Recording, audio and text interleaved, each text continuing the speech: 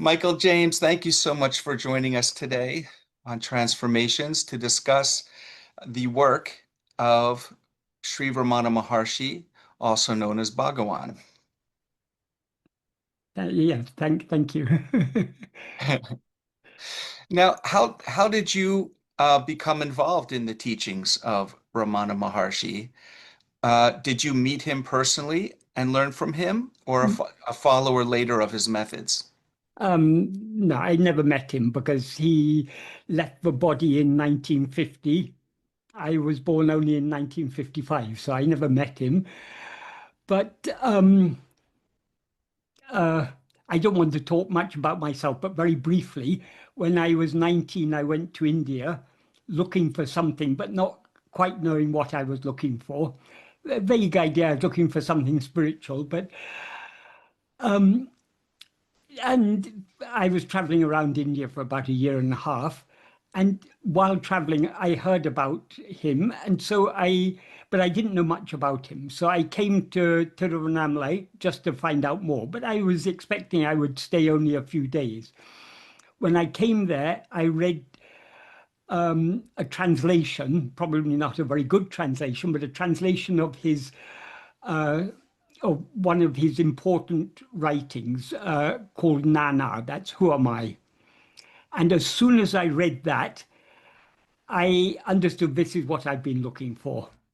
So I stayed, I have a good fortune of living there for the next 20 years. And I was also very soon after uh, coming there, I came into contact with one of his close devotees, disciples, Sadhu Om, and through him I was able to get a very deep insight into the teachings. That's great when that happens, when Yes, we're looking for something, we're not sure what, and then something just grabs us by the shirt collar and yeah, never yeah. lets us go. Well, yeah. Uh, I can say it all in one word that the incidents don't matter, but ultimately it's all grace, and Yes. we So we, we find what we're ready for when we're ready for it. indeed, then the teachings show up at the Yeah, right time. yeah, Yeah. So people who are interested in self-inquiry often come across the teachings of Ramana Maharshi. yeah, yeah, Um, and what's interesting is that, you know, in discussions on enlightenment, there's people talk about there's gradual ways to enlightenment and there's sudden or instantaneous enlightenment. mm, And at age 16, Bhagawan had a spontaneous life-altering experience mm, of what could be called the death of the ego or yeah, enlightenment or awakening or self-realization. How yeah. did he describe that occurrence? Well, he did many years later. He did describe it in words, but he made it very clear. But no words can adequately express what happened because it happened instantaneously and without any. It wasn't a mental process, but he describes it in words just to give people an idea of what happened. But he made it very clear. But it wasn't a thought process, but it was something much deeper than that. So what he said about it is that he was sitting alone in an upstairs room in the house where he was living at that time. And he was suddenly overwhelmed by an intense fear of death. And I'll just add a little bit in here, and this isn't what he said, but this is my understanding. Normally, if a fear of death comes to us, our mind goes outwards to all the things to which we're attached. For example, we can sometimes hear stories of people who nearly drown. And while they're drowning, they say it's like seeing a, a movie of all the important events in their life going through their mind. This is because the mind the mind goes out towards the things to which it is most attached. Mm. So because we are very strongly identified with this body, and therefore with the identity, I am Michael, I am Mark, I am whoever, and because we identify this body, therefore we have parents, we have husband, wife, children, all these relationships. We have friends, we have a career, we may have certain property, we may have money in the bank, or we may have lots of problems. We've got bills to pay, mortgage to, or rent to pay, all these things. So we are totally identified with this, with what we now take ourselves to be. So if the fear of death comes to us, our mind goes out to those things to which it is most attached. What is unusual in the case of Bhagavan, when that fear of death came to him, his mind didn't go outwards, it went within. Because what we fear to lose when the fear of death comes is to lose our identity and Mm. everything to which with which we identify ourselves, everything that we take to be I and mine. Whereas in his case, what he was concerned about his very being. Okay, the body is going to die, but when the body dies, do I die? Do I cease to exist when the body ceases to exist? I'll just tell one incident that happened a few years before this.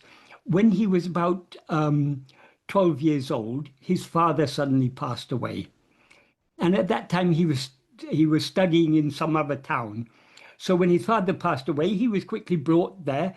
But in India, when someone passes away, they usually cremate within 24 hours. So all the immediate family were informed, and some relative would have brought him there to see his father. So when he came there, he was looking at his father's body, and he was puzzled. He said, "Why is everyone saying father has gone when father is here?" And then some older relative said to him, "If this body were your father, uh, would he not greet you with love and affection? But see, he's just lying here. So your father has left. His body is no longer your father." He was thinking about that very deeply, and he thought, yes, I know the I in me, but my father's I has left his body. I meaning the first person pronoun I. So he recognized at that time that distinction between that which is aware of itself as I and the body which we mistake to be I. So when this fear of death came to him, what he feared to lose was his very being. So rather than his attention going outwards, as would be the reaction of almost all of us, his attention went in to see who am I, to see what he actually is.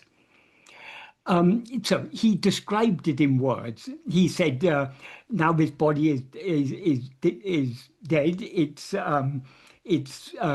going to be carried away and cremated. With the death of this body, do I also die?"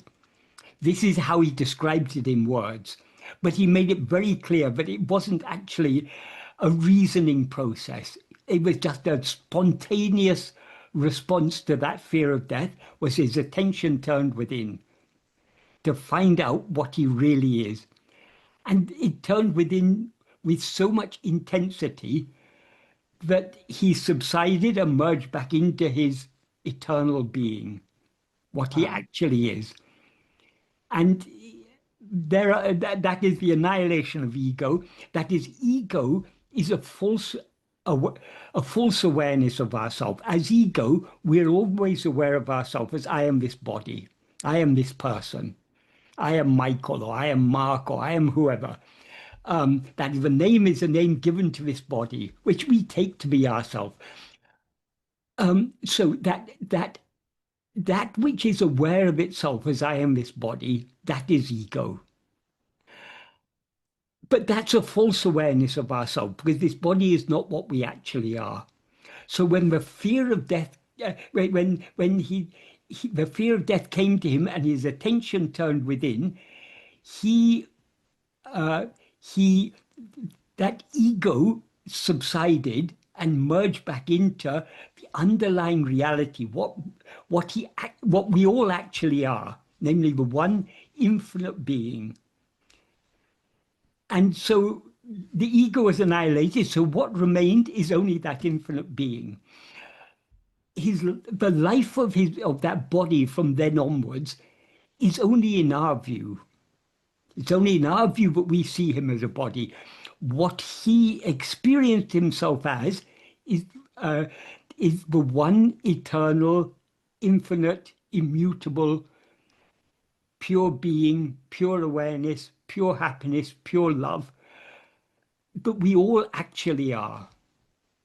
So from that point onwards, there was no individuality. There was no identification.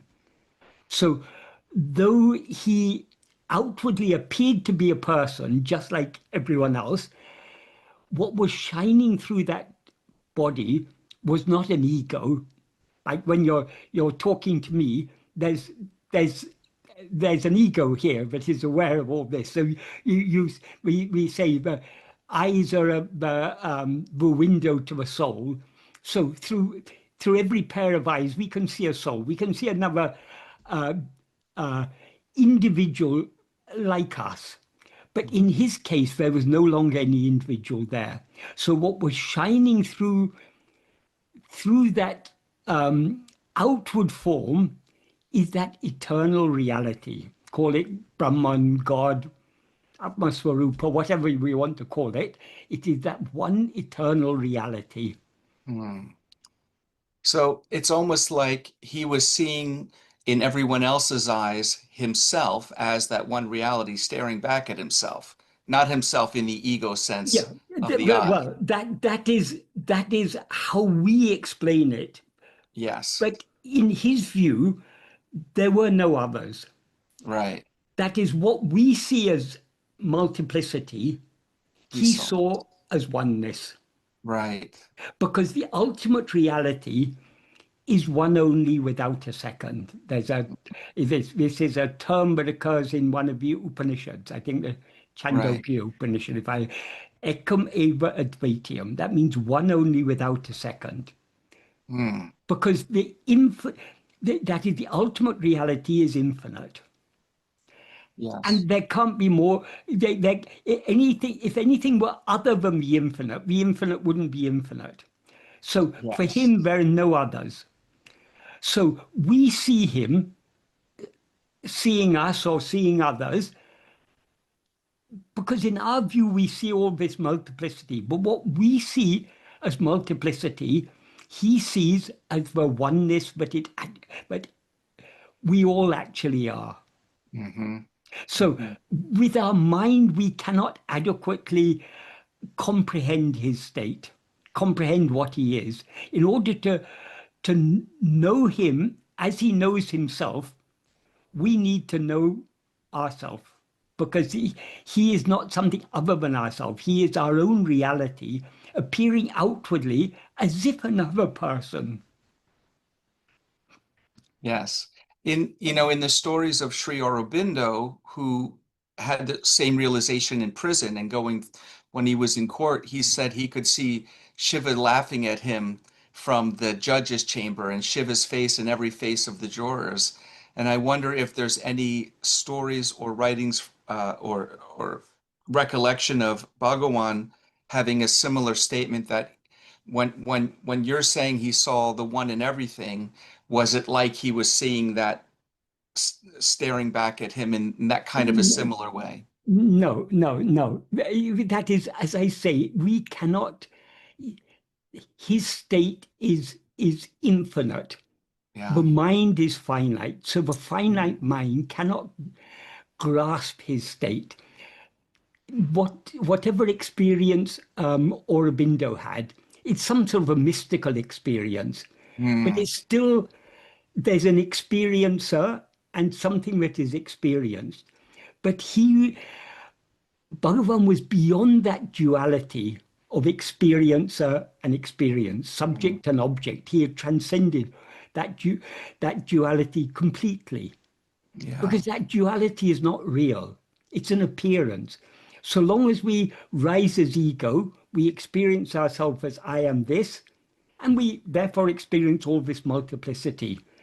But when ego is annihilated, there is no longer that appearance of duality. There is just the, the one infinite Satchidananda. Satchitananda. Yes. I think he said, or I read that he said that the strongest teaching or the most profound comes through silence, Yes. uh, like a silent darshan. Yeah, yeah. And Well, yes. But people often misunderstand what he means by silence.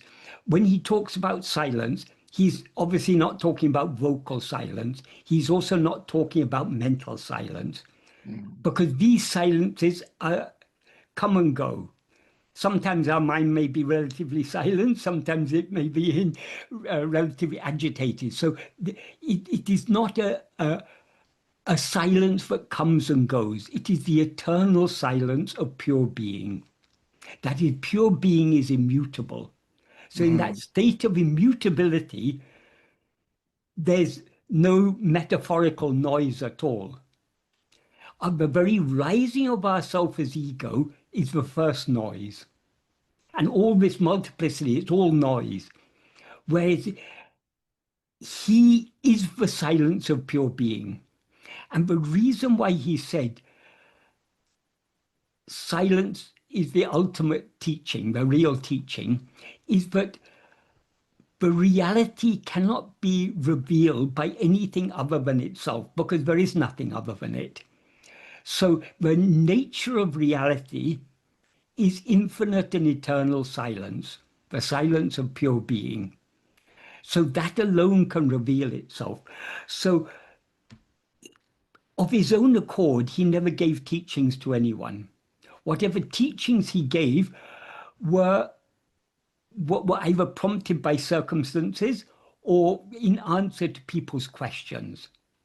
Because in his view, there is no one who is ignorant, no one who is not aware of themselves. Because there's nothing in his view, there are no others. So he never felt any need to give any teaching. So what the teachings we have are the answers he gave to people's questions. And the answers he gave were appropriate to the questioner, which is why for many years, for the mm. first 25 or more years of his living in, after he, as a 16-year-old boy, 6 weeks after that death experience, the annihilation of ego, his body came to Tiruvannamalai. That is, this happened in Madurai, in a town called Madurai in South India. And he was powerfully attracted to Arunachala, which is the mountain that in Tiruvannamalai. So he came there and he lived, the body lived there for the next 54 years. For the first 25 or more years, people really didn't know what his teachings were. Because though if people asked him questions, he would give up answers appropriate to their questions. The answers he gave depended on the questions people asked. It so happened that very early on, in about 1901 or 1902, a person called Shiva Prakasham Pillai had come and asked him a series of questions. And the first question he asked was, Swami, who am I? Mhm. To which Bhagavan replied, awareness alone is I. And then he asked, what is the nature of that awareness? And he said, Satchidananda. Satchidananda means being, awareness, happiness. That is the description of the ultimate reality. So, and then Shiv Prakash Pillai asked a series of other questions, and he gave answers. At that time, he was speaking very little, so mostly he gave answers by writing in the sand, on the sandy ground. He would just write the answers, or sometimes if Shiv Prakasham Pillai gave him a chalk and slate, he would write on a slate, or piece of paper, you write on a piece of paper. So the answers that Shiv Prakash Pillai collected at that time, he kept for his own benefit, but he had no idea of publishing them. But many years later, around about in the early 1920s, he wrote a Tamil poem, a biography of Bhagavan called Mm. Ramana Charita. And he had a nephew who was very close to him. So his nephew decided to publish this. And he wanted to publish these notes that he had made of the conversations he had. So it was only in about 1923 or so, 22 or 23, I can't remember exactly which year it was, that that Nana, this work of Who Am I, was first published in the form of questions and answers as an appendix to this biography. Mm. And then only people came to know about this work. And then they asked Shiv Prakash, are there more answers? So then a slightly more detailed version was published as a book. And then Bhagavan himself rewrote it in the form of an essay. It's, it so perfectly captures the core of his teachings. And at around about the same time, in the early 1920s, a devotee called Murugana came. Mm. And within a few years, Murugana got him to write three very important works. Firstly, a song called Atma-vichara, which is just 5 verses, but the refrain of that is, extremely easy, knowing oneself extremely easy. So that was the refrain composed by Murugana, who was a Tamil poet, and Bhagavan wrote the verses explaining that. So that was one important work. And another one was a work called Upadesha Undiyar, which Bhagavan wrote first in Tamil, and later he translated into Malayalam. Uh, I think the order was Telugu, Sanskrit, and then Malayalam. So it's the only work Bhagavan wrote in 4 languages. It's just 30 verses. In Sanskrit and Telugu and Malayalam, it's called Upadesha Sara. I think in Sanskrit it's Upadesha Saraha, in Telugu it's Upadesha Saralu, and in Malayalam it's Upadesha Saram, according to the grammar of each language. But it basically means the essence of instructions. That was in 1927, and in 1928, Murugana asked Bhagavan to compose 40 verses explaining the nature of reality and the means of attaining it. That became Uladu Napadu, which is a work of 40 verses. So these very, very important works came only because because Shiv Prakash Pillai and Murugana were they were very mature spiritual aspirants, and they were very well attuned to his teachings. They were able to ask the appropriate questions to get the appropriate teachings. Most people who know about Bhagavan's teachings, they know from various books like Talks and Day by Day, in which devotees recorded conversations that took place. But Bhagavan generally spoke in Tamil. Tamil was his mother tongue. Sometimes if people asked him questions in Telugu or Malayalam, he would reply in both languages. He also could converse in Sanskrit. He composed verses in Sanskrit. He knew English, but generally he spoke English very little. So if people asked him questions, he would reply in Tamil and it would be translated. These people who recorded Talks and Day by Day and Maharsha's Gospel and such books, they recorded what he had said in Tamil in English. So, and they didn't have they weren't using tape recorders, or they weren't taking shorthand then and there. They would hear the conversation, then they would go and record what they remembered. So, but his answers went through 3 filters. Firstly, the filter of their understanding. Because if you listen to a conversation, you will only be able to grasp what you're able to understand. So the first filter it went through was their understanding. The second filter was their memory. Because Right. if you listen to a conversation, how much you can't remember the exact words, you remember the main points that strike you. And the third filter was translation. They didn't think of recording in the actual language, they recorded in English. So these are not, firstly, they're not accurate. Then we can't say they're the exact words of Bhagavan. It's what these people understood and remembered and how they expressed it in English. So we can Also, but see the problems that can arise yeah, from yeah, that. yeah, yeah. Yeah. And also the other main problem is the majority of people who came were not coming just for the annihilation of ego. People come with all sorts of worldly problems, worries, and things, and also with so many preconceived ideas, beliefs.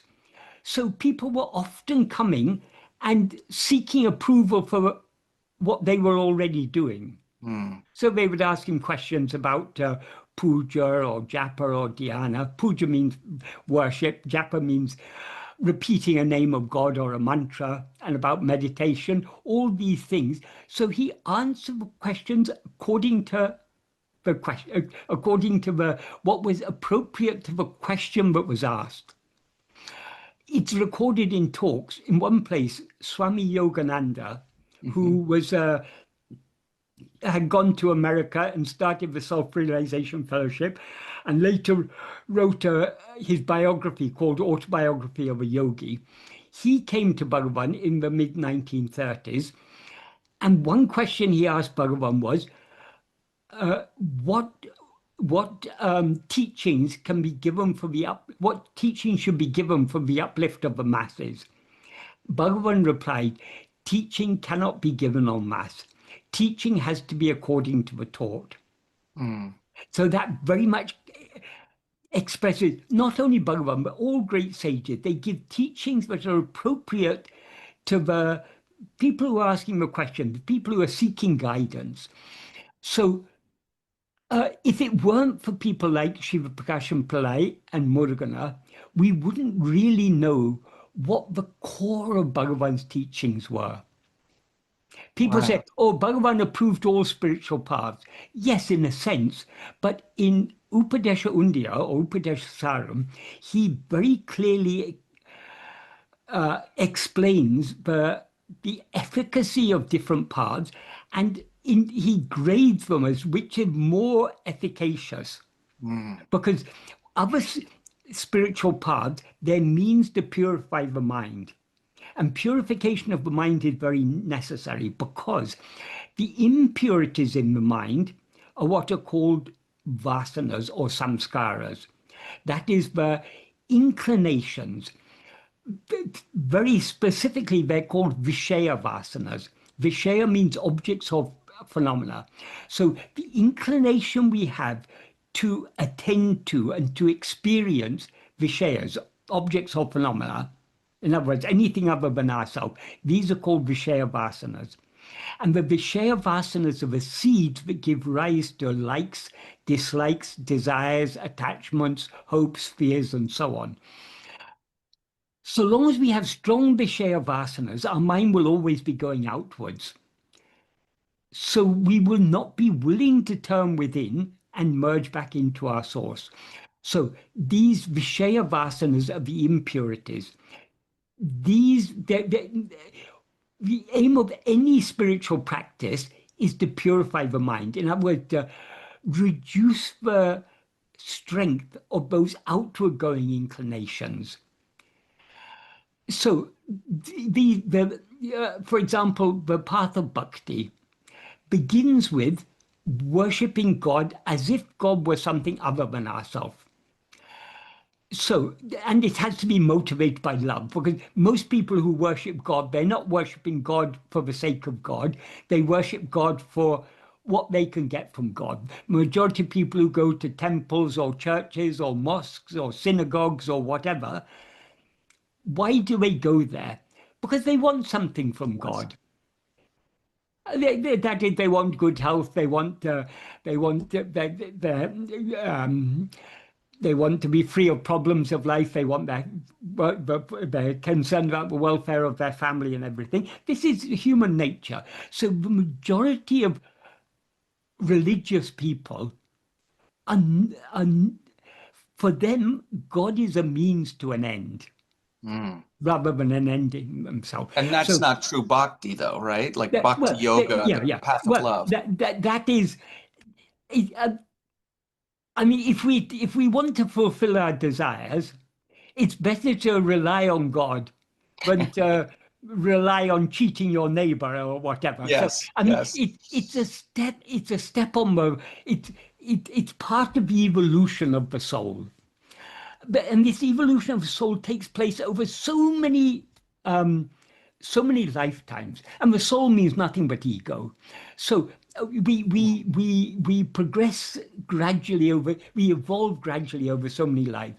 So so long as we want worldly things, we're not really interested in spirituality. As I say, God is a means to an end. He's not an end in himself. But as the mind slowly matures, we begin to develop love for God for the sake of God alone. So when we love God for his own sake, we want to express our love for him. And there are different ways of doing that. Physically, we can do worship of various kinds. There's so many different ritualistic worship, or even if you're doing, say, you're doing service to your neighbors, you're helping those who are in need, um, you're um, you're patiently listening to someone who's telling you their troubles or something.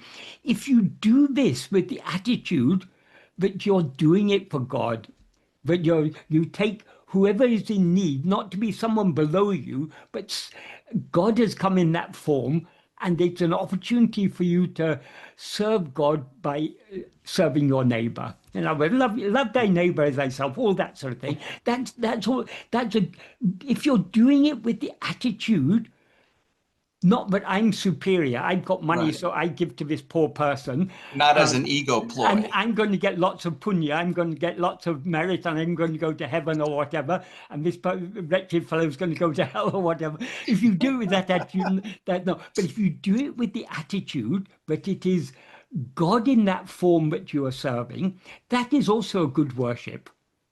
So Mm. Bhagavan, when he gives a definition of worship, he gives a very broad definition.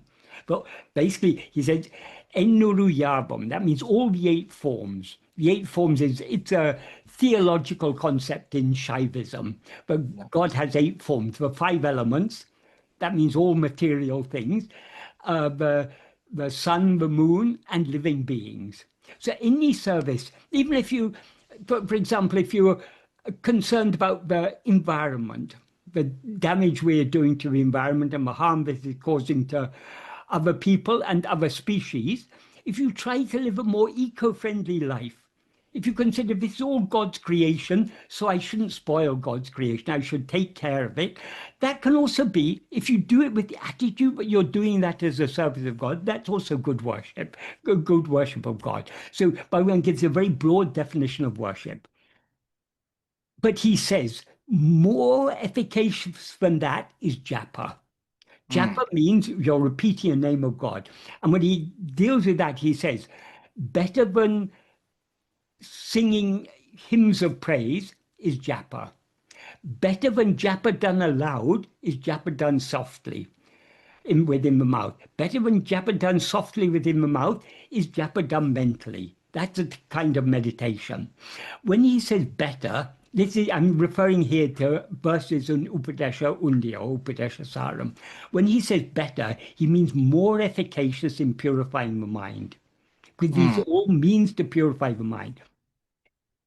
And Did about, he, yes, sorry. sorry, did he say to use the word Brahman, or you could say the word God, or does it not matter as long as the intention of the Well, word is correct? yeah, I mean, uh, Brahman is uh, some, well, there is, there are two. Sometimes it is they use terms niguna Brahman and saguna Brahman. Mm, Niguna Brahman means Brahman who is beyond all qualities. That's Brahman as he actually is niguna. He's beyond all mm, limitations. mm, But we cannot know that so long as we know ourselves as a form, we cannot know that formless infinite Brahman. The only way to know Brahman is to know ourselves as we actually are.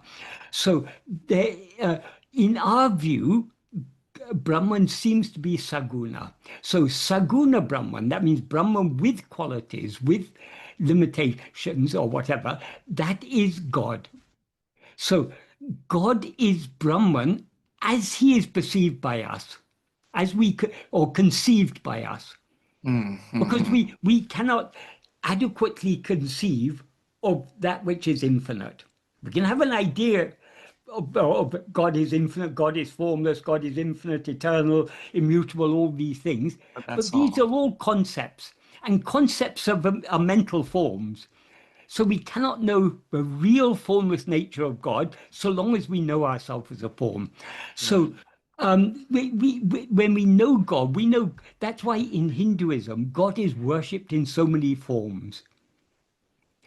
right. God is actually the formless Brahman. He's beyond all forms, but we cannot know him as such so long as we know him as a form. So it's appropriate to worship God in form. That's Mm, why a lot of worship is worship of the name and form of God. That's why right. japa, you're repeating a name of God. It doesn't matter what the name is. Usually, if you're a devotee, I mean, some devotees will happily sing all different names and forms of God. But as the devotion becomes more mature, you tend to, that is all yoga, all spiritual practice is a is a is a movement from manyness to oneness, because the ultimate reality is absolute oneness. So the more mature devotion is to one name and form of God. That is what is called in it's called Ishtadeva. That means the beloved God, the chosen God. Mm, So for some people, Vaishnadeva is Krishna, some people Rama, some people Hanuman or Shiva or the goddess Devi. So many different names and forms. Whatever name and form you choose, that is according to certain names and forms will attract more than others. So, for example, for someone like me who takes Bhagavan as God and Guru and everything, Bhagavan's form is the form that attracts me among all the many forms of God. But that doesn't mean I look down on other forms of God. For me, all the other forms of God, Rama, Krishna, Jesus, Buddha, whatever, all are different manifestations of the same one Bhagavan. right. So, as I say, I'm talking about the early verses of Upadesha Undya. Bhagavan says, after talking about japa, he then talks about meditation. He said, better than interrupted meditation, uninterrupted meditation is good. The reason is, if we are meditating on God, on a name or form of God, if our meditation is often interrupted by other thoughts, that means we're more concerned about other things than about God. But if our Mhm. love for Him is more intense, there'll be less interruption. So our meditation will be more interrupted. So the uninterrupted meditation is better. When he says better, again, he means more efficacious in purifying the mind. And of course, But that's very hard to achieve because the It's, mind is always, oh yeah, yeah, yeah. you know, Because we all, why is it hard? Because of the Vishaya vasanas, because of right. the inclination to attend to other things, and the inclination to attend to other things. That's the very nature of ego. As ego, we cannot survive as ego without constantly attending to things other than ourselves. Mm, So it is the very nature of ego. So these are the impurities. This is what all spiritual practice is, trying to reduce those impurities, to reduce the strength of the Vishaya vasanas. That's why meditation and things like that, they're effective. If you try and focus your mind on one name and form of God, you're by holding on to that one name and form, you're reducing the strength of the vasanas to attend to other things. Mm. Because the nature of vasanas, as we can see from our own experience, vasanas are just inclinations. We are not bound by our vasanas. So when vasanas arise now, and the whole, all mental activity is nothing but a play of vasanas. All the thoughts that arise in our mind are nothing but the vasanas rising up. So if if you have an example I often give, because it's a very easy example to give. Supposing someone is a habitual smoker, giving up smoking is difficult. Why is it difficult? Because they've been allowing them to be swayed themselves to be swayed by that inclination, that vasana to smoke. They've been allowing themselves to be swayed by that for so many years. To undo that is difficult. But if they know that is why most people who smoke try to give up smoking, is because they know it's bad for their health. It's likely to give them a premature death. And even if they live long, they're likely to suffer from lung problems and other. Yeah, it's not good for the health. So generally, because we take this body to be I, we're concerned about our health. So many people who, though they may have been smoking for many years, they come to understand it's not good for them. They want to give up. So they have two inclinations pulling in the opposite direction. One is the inclination to smoke, the other is the inclination not to smoke.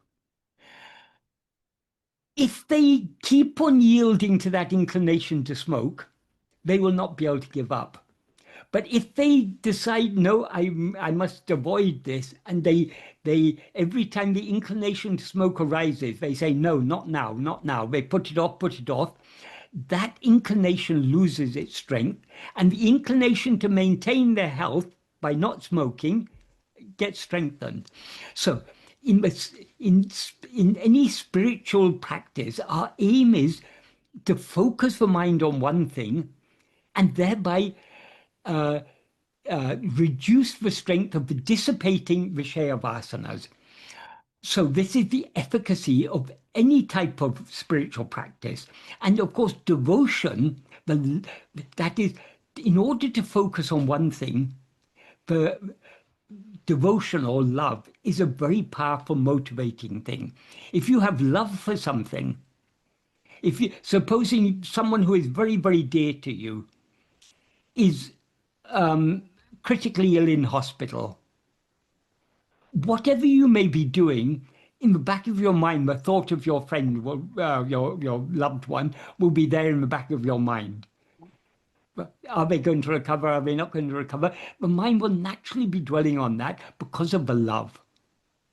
So that love is a very, very powerful motivating thing. So that's the efficacy of this devotion for God as something other than oneself. But God is not actually something other than ourselves. God is the one underlying reality. God is infinite being. So we are, God is our very being. We seem to be separate from God because we identify ourselves with this body, we identify ourselves with this person. But the reality, what we actually are, is nothing but that infinite being that is God. So when the mind is purified, we come to recognize that God is not something other than ourselves, but our own very being. When we understand that, rather than meditating on a name or form of God, we meditate on God as our own being. In other words, we don't think of anything other than ourselves, we attend to ourselves alone. That is what Bhagavan says in the eighth verse, rather than the eighth verse of Upadeshondya, it says, rather than Anya Bhava, that means meditating on God as something other than ourselves, Ananya Bhava, Meditation is nothing other than oneself, with the understanding that he is I. That is the best among all.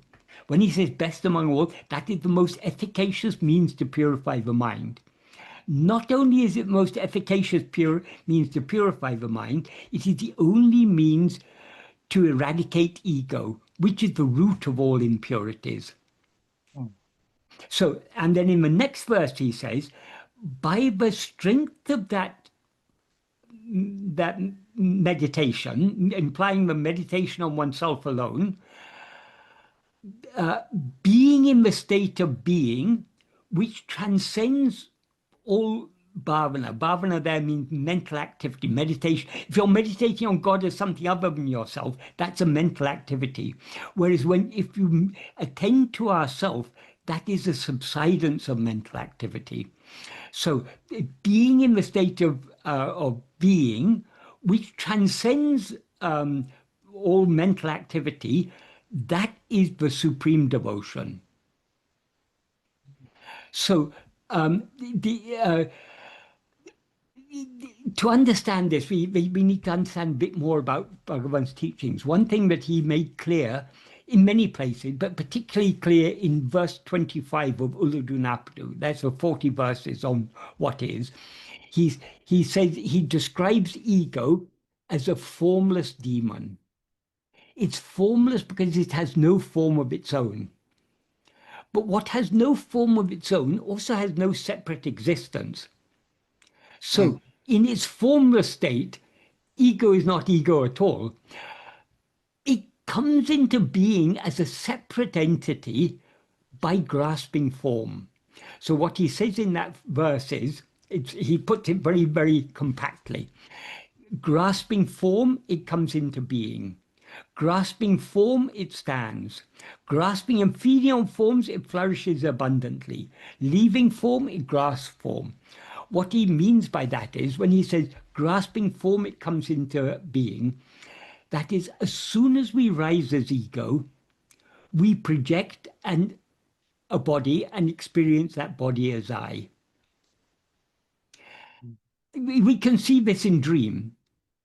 As soon as we start dreaming, we experience ourselves as a person, as a body in that dream world. So we cannot experience anything other than ourselves without first experiencing us, without first limiting ourselves as a form. And whatever form we experience as ourselves is a projection. It doesn't actually exist independently. So as soon as we rise as ego, we project and identify the form of a body as I. That's why he said, grasping form, it comes into being. Grasping form, it stands. That is, we cannot remain as ego for a moment without constantly experiencing ourselves as I in this body. Of course, we're not constantly thinking I am this body, but our whole experience, we experience ourselves as this body, and that's the foundation of all our other experiences. And then in the third sentence, he says, grasping and feeding on forms, it flourishes abundantly. That is, having identified ourselves with a body, we don't stop with that. We're constantly attending to other phenomena. When he talks about form, he's not just talking about physical form. He's talking in a very broad sense. Any phenomena of any kind whatsoever is a form. It's a limitation. So attending to things other than ourselves is the very food on which we as ego live. And we cannot remain for a moment without constantly attending to things other than ourselves. That's why he says, leaving form, it grasps form. But then in the next sentence, he says, very cryptically, if seeking, it takes flight. What he means by if seeking, if it seeks to know its own reality, if it seeks to know who am I. In other words, if it turns its attention away from all the forms, back towards itself to see who am I, autum pidicum literally means it grasps running. In other words, it runs away. It takes flight. In English, we say take flight. Mhm. It's a very similar type of expression. so what he implies by that is, so long as we attend to other things, we are feeding and nourishing ego. But if we turn our attention back towards ourselves, we as ego subside. And if we attend to ourselves keenly enough, we will merge back into our being. That's how we bring about the annihilation of ego.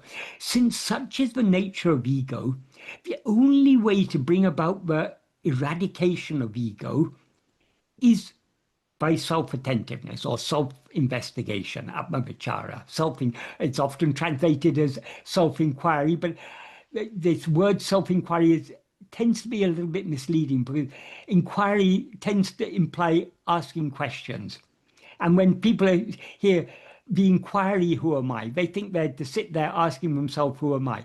Bhagavan never said, ask who am I? He said, investigate who am I? And we Hmm. and he made it clear the way to investigate who am I is to fix our attention on ourselves. So to the extent to which we attend to ourselves, to that extent we subside. So attending to anything other than ourselves is a mental activity, whereas attending to ourselves is a cessation of mental activity, because mental activity is that is the what is active is as ego we are thinking, seeing, hearing, touching, tasting. So all this activity is the doer of all the actions is ego. But when we turn our attention back towards ourselves, we as ego subside. And when we subside, all our activity subsides along with us. That's why he says in that verse 9 of Upadeshundya, by the strength of that self-attentiveness, being in the state of being that transcends all mental activity, that is supreme devotion. That's the very nature of supreme devotion. So in this way, Bhagavan doesn't, he isn't opposed to other spiritual paths, but he points out how other spiritual paths must eventually lead to this self-investigation. And then he goes on to talk about yoga. Yoga, meaning the classical yoga, the Ashtanga yoga, the The eight limbs. eightfold.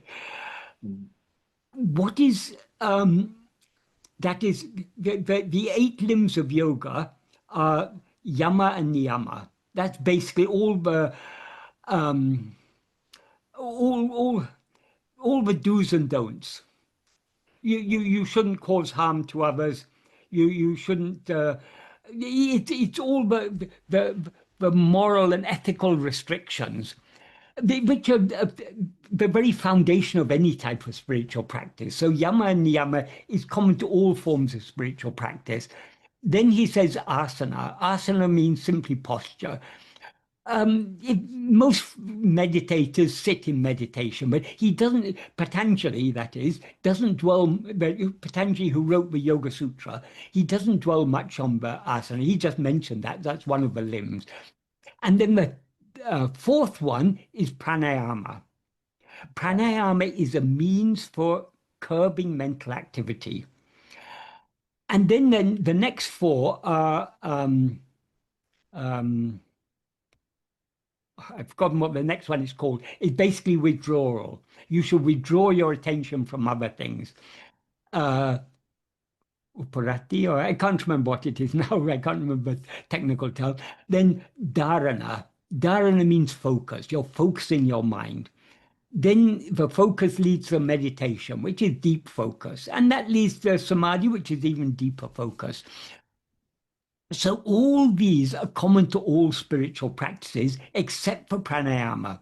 Pranayama is the unique selling point, we can say, of the Ashtanga Yoga.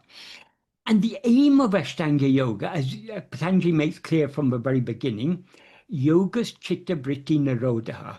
Yoga is to curb or reduce or to stop the activity of the mind. That's the basic meaning. So the uh, the reason that pranayama is used in yoga, it's a means of because the mind and the breath are very closely connected. So if your mind is very agitated, you'll be breathing fast and unevenly. Sometimes if you've had a great shock or something, one way to calm yourself down is to breathe slowly. In fact, they sometimes say to that if someone's in a state of shock, they say just breathe slowly because it's a way of calming down the mind.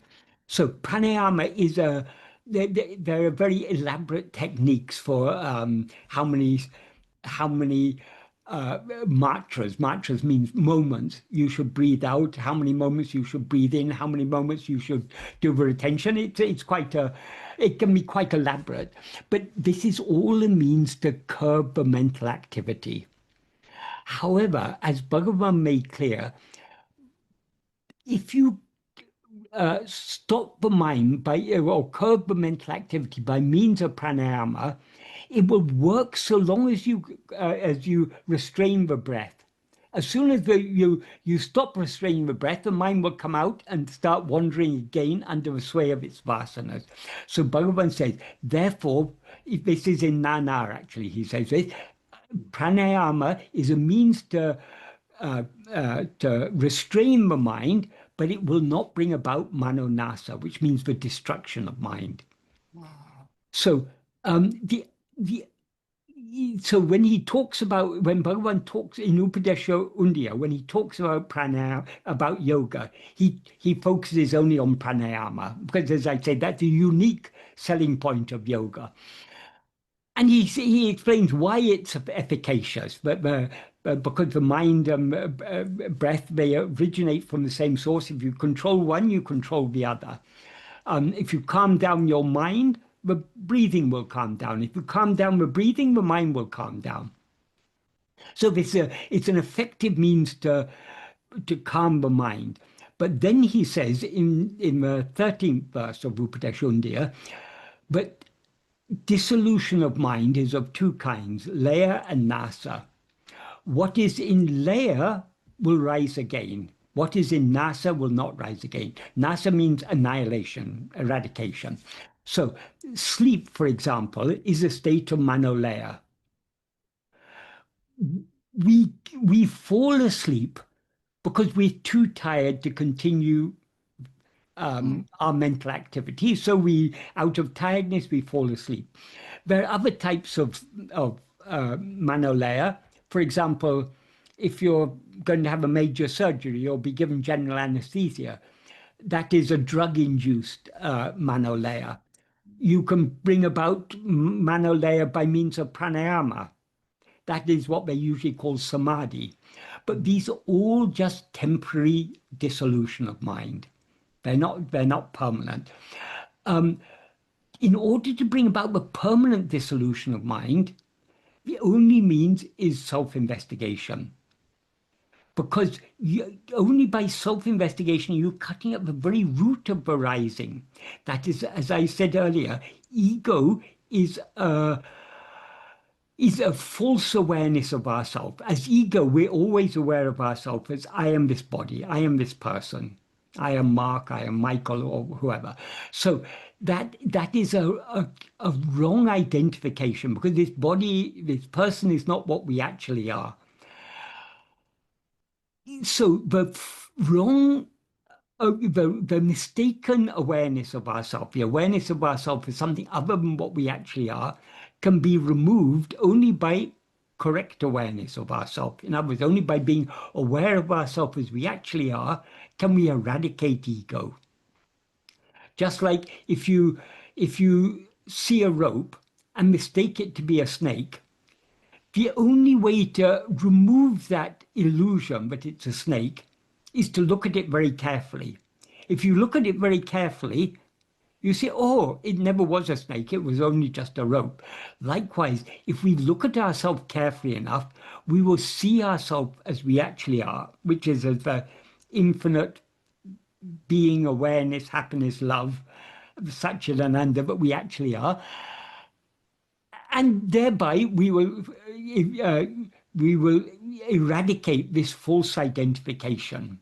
Mm. So the only means to eradicate ego is to be aware of ourselves as we actually are. And in order to be aware of ourselves as we actually are, we need to attend to ourselves. So Bhagavan says in the 14th verse, the mind which will subside by restraining the breath, only when that mind is sent on the investigating path will its form die. He uses a very terse word for investigating path. He says, or vari. Or can be interpreted in two ways. Or can mean one.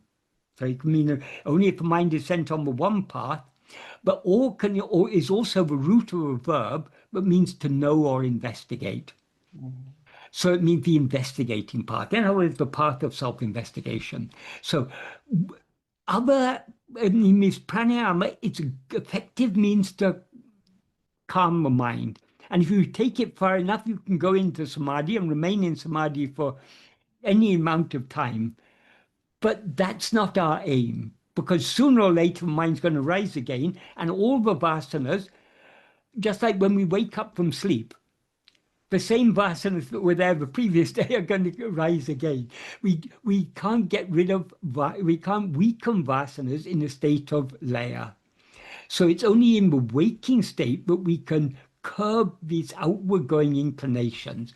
So other spiritual practices like bhakti and yoga and the path of karma, nishkarmiya karma, desireless action, that is the preliminary stages of the path of bhakti. That is, we begin bhakti trying to express our love for God through the three instruments, mind, speech, and body. So expressing our love through body is called puja, worship. Expressing it through speech is called japa. Expressing it through mind is called dhyana. These are all activities. But if you're doing these for the love of God and not for the fulfillment of any desires, then that is nishkarmiya karma. So that's what's called karma yoga. Mm. So people think karma yoga is doing. Karma yoga is not doing. It, it is the attitude with which you do. That is, we're all Mm. engaged in activities. So long as we live in, so long as we take ourselves to be this bundle of five sheaves, the so-called body-mind complex, we are always active. That is, this body, we need to be active to feed the body and to take care of the body. And we are social creatures, so we exchange, we talk, and so there's vocal activity. And the mind, of course, is always active. So these it's not the actions that make it karma yoga, it's the doing the actions not for the fulfillment of any desires, but just for the love of God. That's what makes it karma yoga. So karma yoga is the preliminary stages of the path of bhakti. So long as you're expressing your love for God through any action of mind, speech, of body, speech, or mind, that is nishkarmiya karma. The advanced stage of the bhakti, path of bhakti, is when you cease doing anything, just turn your mind within and thereby subside. That is surrender. So that's a more advanced stage of bhakti. So the path of self-investigation, Atma-vichara, is people often think Bhakti Marga, Jnana Marga, the path of devotion and the path of knowledge, they're two different paths. Bhagavan makes it clear. The path of knowledge, the path of self-investigation, is the advanced stages of the path of devotion. Bhagavan often used to say, Bhakti is the mother of jnana. Devotion is the mother of knowledge. That is, the nature of ego is to have vasanas. And the vasanas are the seeds that give rise to all these likes, dislikes, desires, attachments, and so on. That is the force that drives the mind outwards, why we're constantly going outwards. So, in order to know ourselves as we actually are, we need to give up those out, or reduce to a considerable extent the inclination to go outwards in order to develop the love to go back within. So that love to go back within, that is the pinnacle of the path of devotion. Because so long as we are attending to anything outside, even if it's a name and form of God, it's still something for the mind to cling to. Mm. Whereas when we turn our attention within, that brings about the subsidence of mind. That's why I mean, it's there in Bhagavad Gita, in chapter 6. Krishna talks so much about this, fixing the mind. In verse 25, he says, Atma samstam manakritva, na kinchitapi chintayat. Fix the mind on oneself, on Atman, do not think of anything else. And in a few verses earlier, in verse 18, he defines what is yukta. Yukta, that is the word yoga means to yoke. So yoga is, people often talk of yoga as if it's union with God. It can be taken in that sense, but that's not the main meaning of yoga. The main meaning of yoga is yoke. Yoke is it's used in much the same way that we use in English the term harness. Mm. That is, if you yoke bullocks, you're harnessing them. You're bringing them under control. So um, it's that harnessing of the mind that is called yoga. So in other words, stopping the mind going the way it wants to go and harnessing it. So that's yoga. So what Krishna says there is, I can't remember the exact words, but it's something to the effect, keeping the mind on self alone or in self alone, that alone is yukta. Yukta means yukta is a past participle of the same root. That is, the verb is yuj. Yuj means to yoke. Yoga is one form of that word. Yukta is another form. So yukta implies the accomplishment of yoga. So the end of yoga is to keep the mind always on oneself.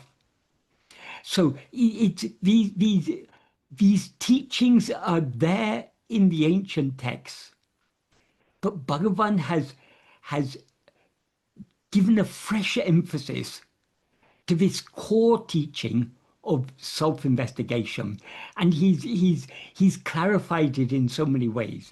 For example, nobody has explained the nature of ego as clearly as he has explained it. The nature of ego, by attending to anything other than itself, ego is feeding and nourishing itself and thereby flourishing. By attending to itself, it brings about its own subsidence. This has not been made so clear, so explicit as Bhagavan has made it. So Bhagavan has clarified a lot of the ancient teachings in a very clear and simple way. It's made it very easy for us to understand. Because if, for example, if you start studying classical Advaita, there's so much complication. There's a reason for it. Because, for example, Adi Shankara, when he wrote his commentaries on the Upanishads, the Brahma Sutra and the Bhagavad Gita, he had to try and convince others that this is the correct interpretation of these texts. So, Right. because if you're, as Ramakrishna said, if you want to, if you want to fight with enemies, you need a sword and a shield and so many things. If you want to kill yourself, you only need a small blade. So Right. Shankara is because he had a divine mission, which to establish the truth of Advaita. He has to convince so many other people.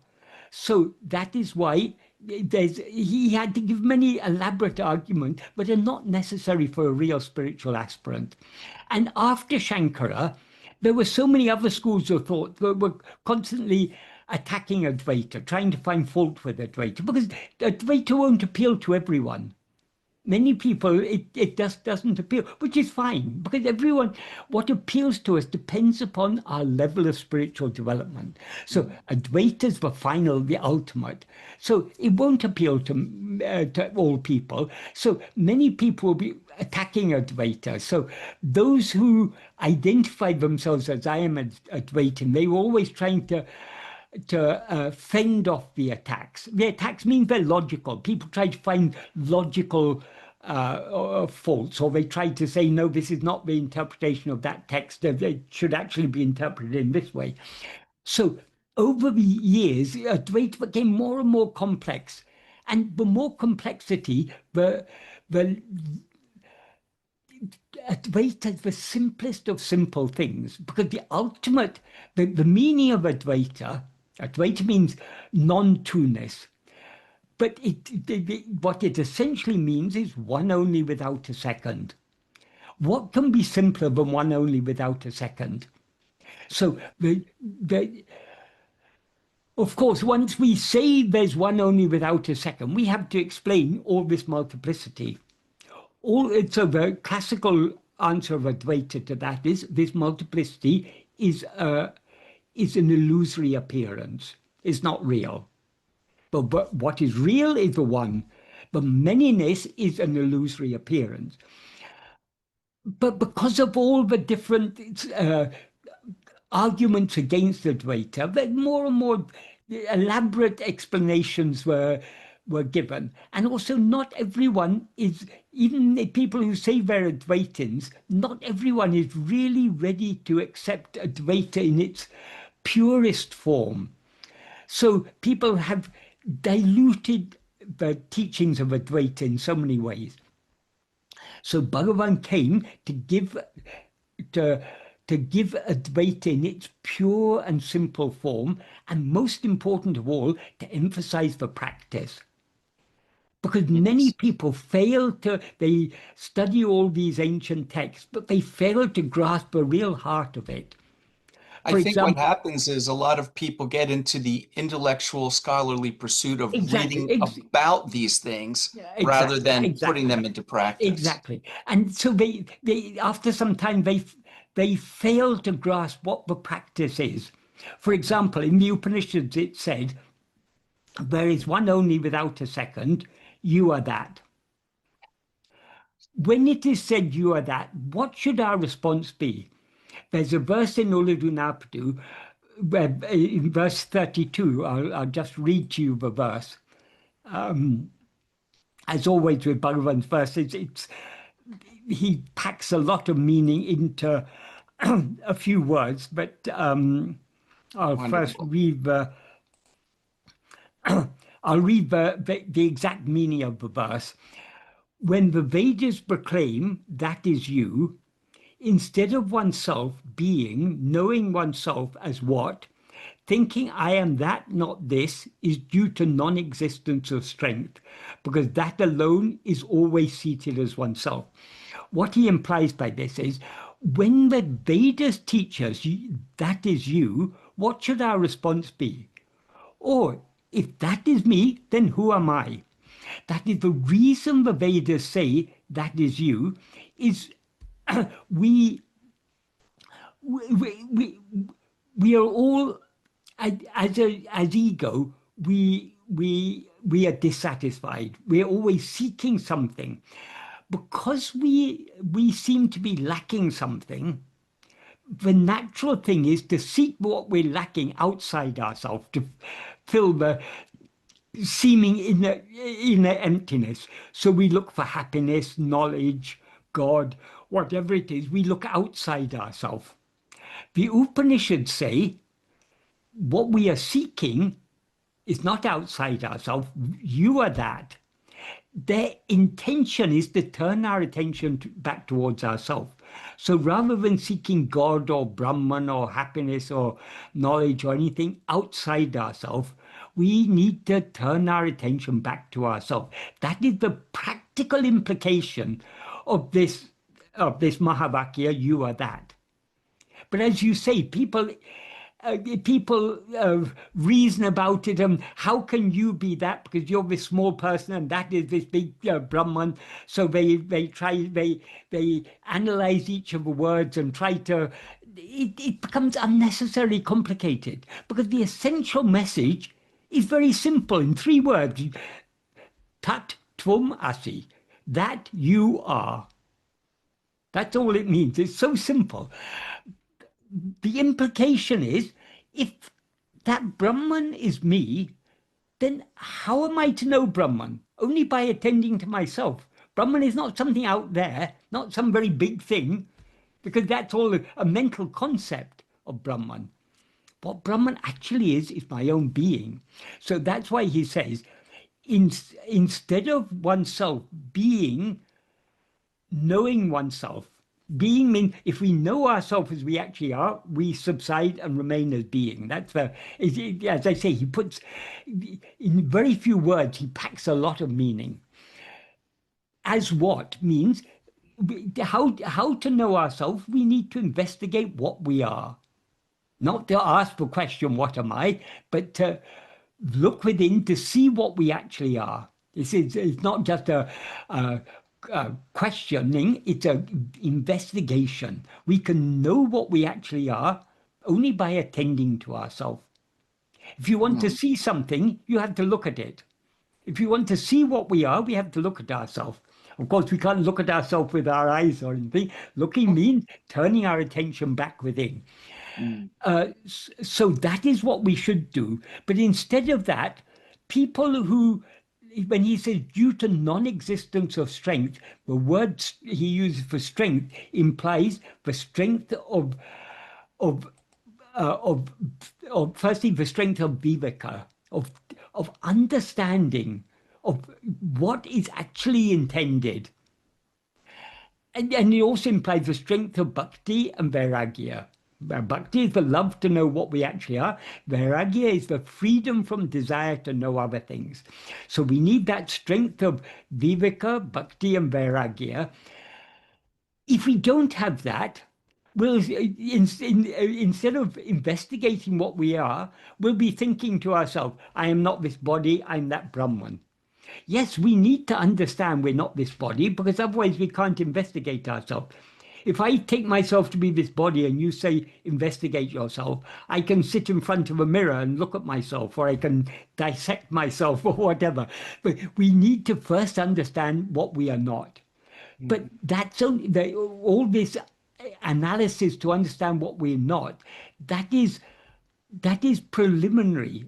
I mean, that's a prerequisite. We need to understand that we are not this body or mind or anything that appears and disappears. We're that ever shining awareness of being, I am. So we need to have that understanding, but that understanding is not the knowledge. That's just a prerequisite understanding in order to be able to investigate ourselves. What we have to attend to is not this body or mind or any of these panchakoshas, the five sheaths. We need to attend only to ourselves, to our own being. So that's why he says it's that if instead of investigating what we are, if we go on thinking, I am that, not this, I'm that Brahman, I'm not this body, that is just due to weakness of mind, because we're always that. Since we're always that, all we need to do is to attend to ourselves. By attending to ourselves, we thereby subside and remain as we actually are. So Bhagavan has has clarified the um, the practical implication of all of Vedanta. And Amazing. he's clarified so many other things, but all his clarifications have a practical significance. For example, in the Upanishads it said, Sarvam Kalvidam Brahman. All this is Brahman. Bhagavan says in verse 26 of Ulladu, all this, that is ahande yavama, ego itself is all this. So is there a contradiction there? No, because all this, that means all phenomena, are nothing but an expansion of ego. That is, when we rise as ego, we see all this multiplicity. We as ego see ourselves as all multiplicity. So what all this multiplicity is nothing but ego. It exists only in the view of ego. It has no existence independent of ego. Mm. So, but if we investigate what ego actually is nothing but Brahman. So, Bhagavan isn't contradicting what is said in the Upanishad. He's he's clarifying it. It doesn't mean all this is Brahman in the sense that, I mean, some people say, I see everything as Brahman. So long as you see everything, you're not seeing Brahman. Because Right. everything is many, Brahman is one. So, in so many ways, Bhagavan has clarified things.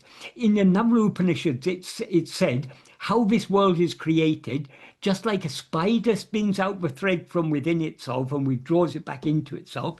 Brahman has projected this entire world and will withdraw it back into itself.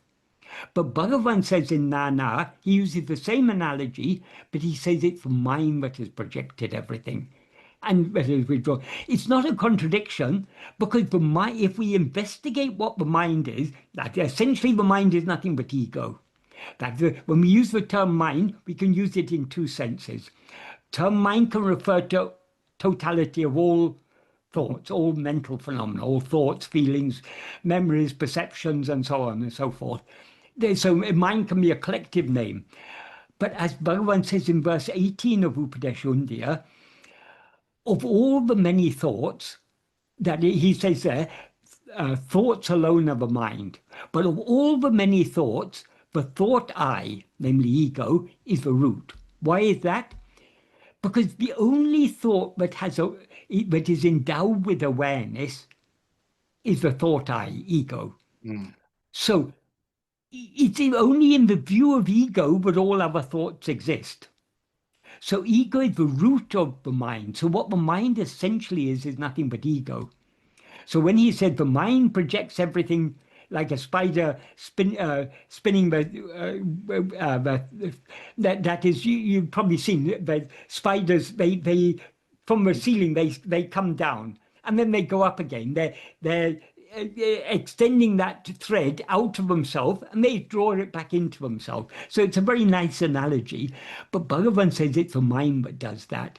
He's not contradicting what is said in the Upanishad, he's just clarifying it. Mm. Brahman itself is not projecting anything. Brahman is just as it is. It's only when we rise as ego that we project everything.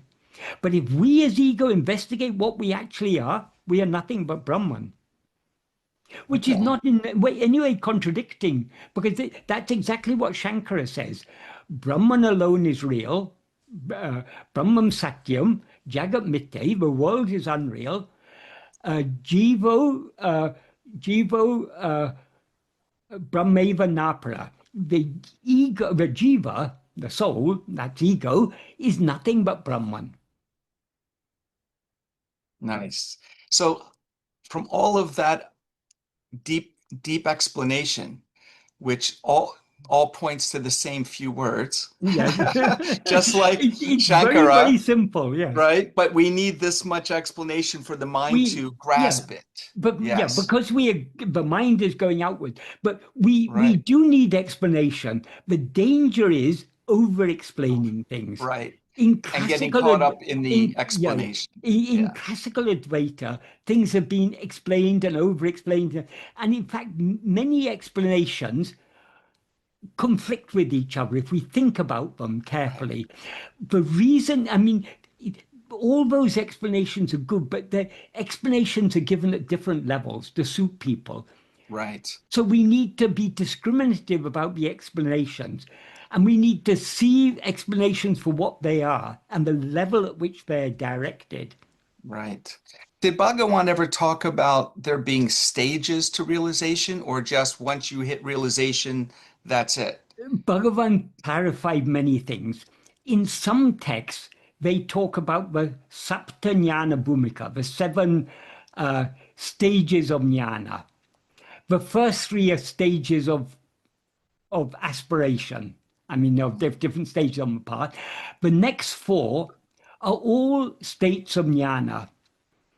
So why do they enumerate four states of jnana? Bhagavan said it has nothing to do with the jnana itself. It is to do with the prarabdha, the destiny of the body. So Mm, some jnanas, uh, well, in fact, in Bhagavan's case, we can see he went he he went through all four stages. He went from the highest downwards. But this is only This doesn't, as he said, there's no difference in jnana. When he first came to Tiruvannamalai, he was completely oblivious of his body. He was, for several weeks, he was sitting in an underground temple on the dirty floor, and the insects were eating his thighs. Nobody knew he was there. And he was completely oblivious to the body. When eventually he was found, the devotees who found him, they they saw it's not a good place for him to be. The reason he went there was because other boys, at that time he was just a 16-year-old boy. So other boys of his age, seeing this boy sitting seemingly absorbed in meditation, they thought it was something funny, so they were throwing stones at him. So to avoid their attention, he went down into this underground temple, which was completely neglected and disused. It's in the main temple complex, but it was a temple that was originally would have been at ground level. But over the many generations, the temples grow bigger and bigger, and they're built what is called a 1,000-pillar mandapam over it. That is raised up maybe about 15, 20 feet from ground level. So this temple, which was in that area, became underground. So when their devotees lifted him up, the insects and other ants or whatever was there on the ground, they had been eating his thighs. So his thighs had the blood and pus had come, and it had sealed his body to the ground, like Glue. the idols in temples, they put something to seal them. So like that, he was sealed to the ground. So when they lifted him, the wounds were opened and blood started flowing, blood and pus started flowing down his legs. So he was so oblivious to the body. That is what in the Shastras is described as Brahma Vidvarya. That's the highest of all the stages. After that, slowly, he started returning to what we would call normalcy. So he went through each of the stages. For some time, he was sometimes aware, well, in our view, of course, for him, there's no difference in his state at all. But because we see him as a person, he seemed after some time to slowly become aware of the external world for a while, and then he'd go back into samadhi-like state, and then he'd come out again. So that's the second highest. And then after some time, a little closer to what we would call normalcy. And later on, after some years, he was just living like any other person. He was answering questions, he was doing activities, he was begging his food, and later devotees gathered around him and cooking started, and all these things. So, as Bhagavan said, these different stages, these 4 stages of jnana, it's only concerning the body. It doesn't have any bearing at all on the inner state, which is one and indivisible. So there are no, truly speaking, there are no stages. In the path, so long as we're aspirants following the path, yes, we can say slowly, the mind is getting purified. Slowly, we become more inward. So people sometimes talk about nowadays a lot of sort of neo-Advaita type teachings. They say there's either the direct path or they don't say gradual path. They say progressive path or something. And they say Advaita's direct path, so you just have to know you are that. You just have to see it. They haven't really understood. That is a lot of many lifetimes of spiritual practice is required.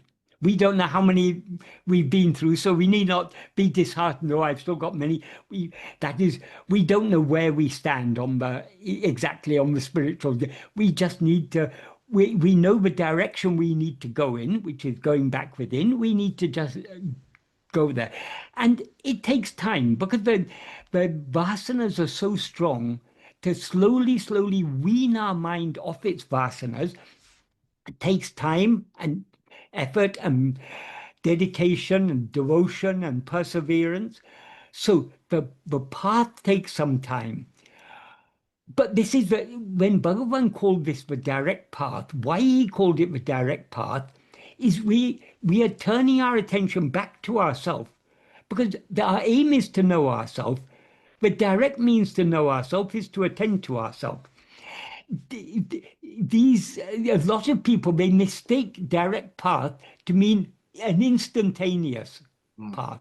There's no such thing as an instantaneous path. The path is a gradual process. The goal is instantaneous. Once we have a ground, once we've gone through all the purification process, once we've curbed the outward going inclinations of the mind, eventually we will have enough love to turn our mind within, so to speak. We have to turn now our attention is facing outward. That's a normal condition of the mind or ego. We've got to turn our attention away from other things back towards ourselves. So metaphorically speaking, we can say our aim is to turn 180 degrees away from other things back towards ourselves. So in the path, we are slowly, slowly, by diligent practice, we slowly, slowly are able to turn more and more within. When we finally turn the full 180 degrees, that means when our attention is wholly on ourselves and wholly withdrawn from everything else, then we experience ourselves as the pure awareness that we actually are. That is the moment at which ego is annihilated. Annihilation of ego is instantaneous. There's no Mm. such thing as a half-dead ego. Either ego is still alive or it's dead. Or is We that? either are aware of ourselves as we actually are, or we mistake ourselves to be something else. So long as we experience ourselves as a person, as a body, as a knower of things other than ourselves, we are still experiencing ourselves as ego. When we know ourselves as we actually are, the destruction of ego is instantaneous. Mm. Very So, interesting. and once ego is annihilated, any differences beyond that is only, as Bhagavan said, in the view of the onlooker. Because Mm. they see the outward life of Vijnani. Firstly, they mistake Vijnani to be the body, which is not Vijnani's experience. And then they say, oh, this Jnani is always talking and chattering away, whereas this Jnani is in Samadhi. So this is a superior Jnani because he's always in Samadhi. These differences are only in our view.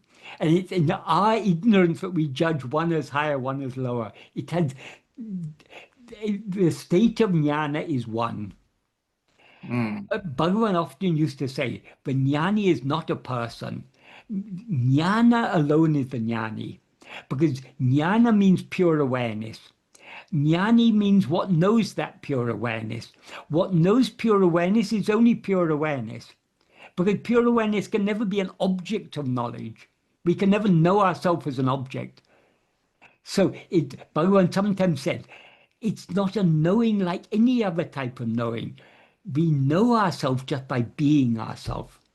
And being ourselves means being without rising as ego. Of course, we are always nothing other than that, but we seem to be something other than that because of our rising as ego.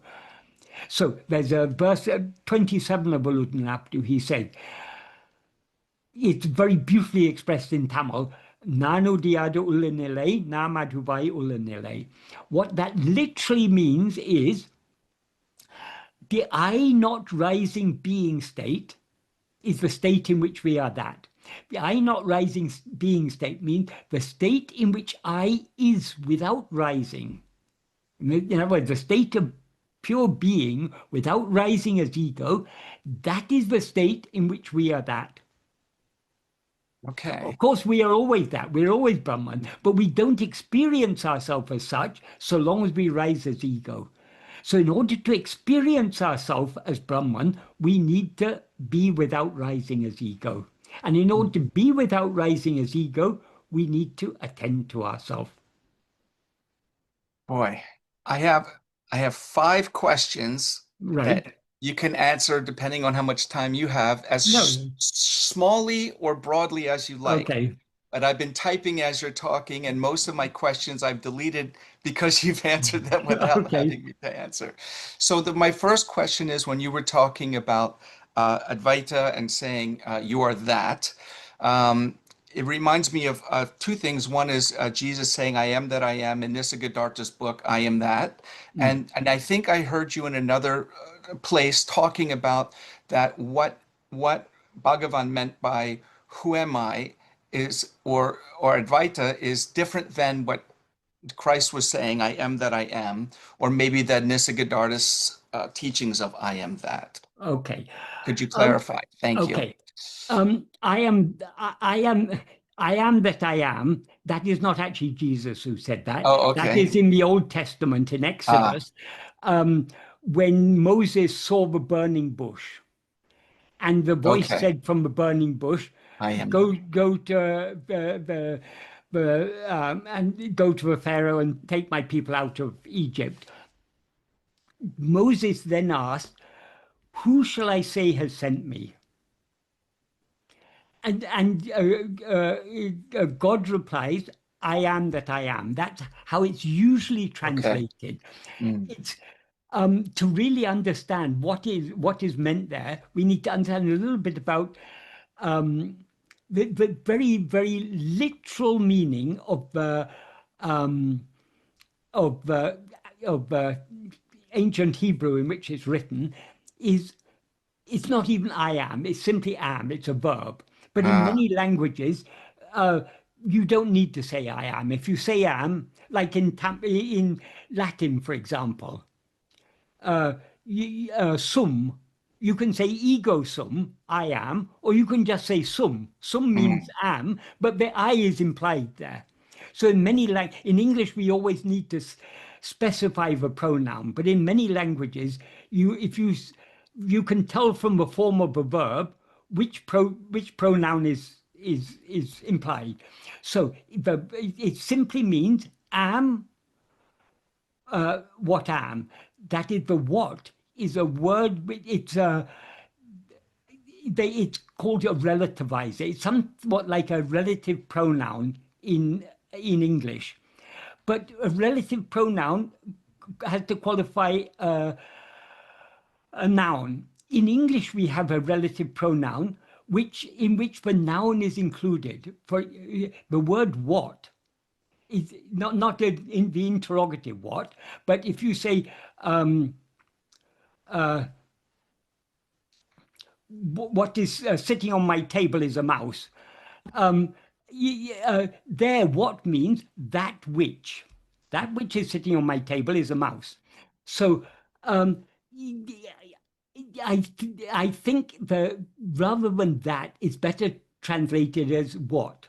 So in some translations of the Bible, they've translated as "I am what I am." mm, But if you say "I am what I am," that sounds a little bit like an evasive. If you ask me, "Who are you?" and I say, "I am what I am," I haven't really answered your question. So I right. don't think God was trying to give an evasive answer. I think I think a reasonable way to interpret it is that the meaning of what God said is, "I am is what I am." Mm, Because in the very next sentence, he says, "Say that I am has sent you." mm, So Bhagavan often referred to this passage, and he sometimes said this is a better Mahavakya than the Mahavakyas of the Upanishads. The reason he said that is he not to put down the Mahavakyas of the Upanishads. The Mahavakyas of the Upanishads are there to turn the outward going mind inwards. Because we're looking for God or Brahman outside, we have to be told, "You are that. I am Brahman. This very self is Brahman." This all the aim of that is to turn our attention back towards ourselves. mm, But Bhagavan made it clear when we know ourselves as we actually are, we won't just know ourselves as "I am Brahman." Because if you know yourself as you actually are, the word Brahman is a mere word. What we actually experience is I am I. In other words, I'm nothing other than I. So Bhagavan often uses this term, I am I, particularly when describing about the final experience. When ego is annihilated, the reality will shine forth as I am I. Unfortunately, in Tamil and Sanskrit, when you, well, it's not unfortunate, it's just people have mistaken. That is, in many languages like Tamil and Sanskrit, if you've got a sentence that consists of a subject and its complement, in English we have to use what is called a copula, which is a verb. If I say this mouse is grey, this mouse is the subject. Grey is the complement. Is what I'm saying about it. So in English we have to say this mouse is grey, but in Tamil or Sanskrit you can just say this mouse grey. The verb is understood. So if you have a sentence without a verb, the the verb is understood as the copula. So it's a sentence a with a subject and its complement. For example, in English we say, who am I? But in Tamil, you just say, nan a. That means I who. The am is understood. So I who means I am who, or who am I? So when Bhagavan says, it expresses it in Tamil, he says nan nan. In Sanskrit, he says aham aham. So in in the vast majority of translations, people have translated it as I hyphen I, which doesn't really mean anything. What he actually means is I am I. That is, when we know ourselves as we actually are, we will know that we're nothing other than ourselves. We're not going to know ourselves as I am Brahman, I am God or anything. We'll just know ourselves as I. Because that is what we are. So Bhagavan took that saying in the Bible to mean the same. I am is what I am.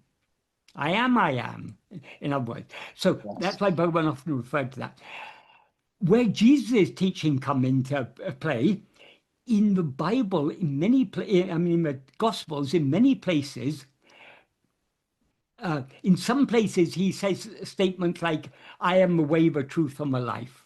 I am the vine of life, or this and so many things. But in many places, he just says, I am. For example, when he said something about Abraham and he was challenged, Abraham is our forefather and you're born just now. How can you say? And he said, how can you say anything about Abraham? He says, before Abraham was created, I am. When at the final stage, but when he was being arrested before his crucifixion, they asked him, are you the Messiah or are you the Son of God or something? Uh, um, in the King James Bible, it's translated as I am this. And the this is put in italics. That Mhm. is to indicate that it's not actually there, but it's how they understood it. What he actually said is I am. This is why the Orthodox Jewish establishment, the priests of the temple, they took him to be blaspheming, because Mhm. I am in the biblical tradition is the name of God, and if you use I am on its own like that, you're claiming to be God, basically.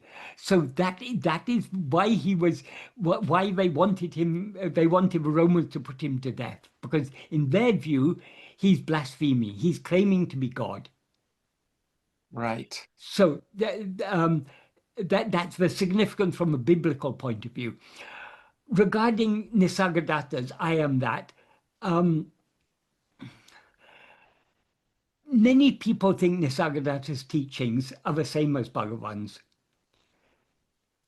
but it's only if you view them very, very superficially Mm. that there are similarities. There are many, many differences. For example, Nisargadatta, there are many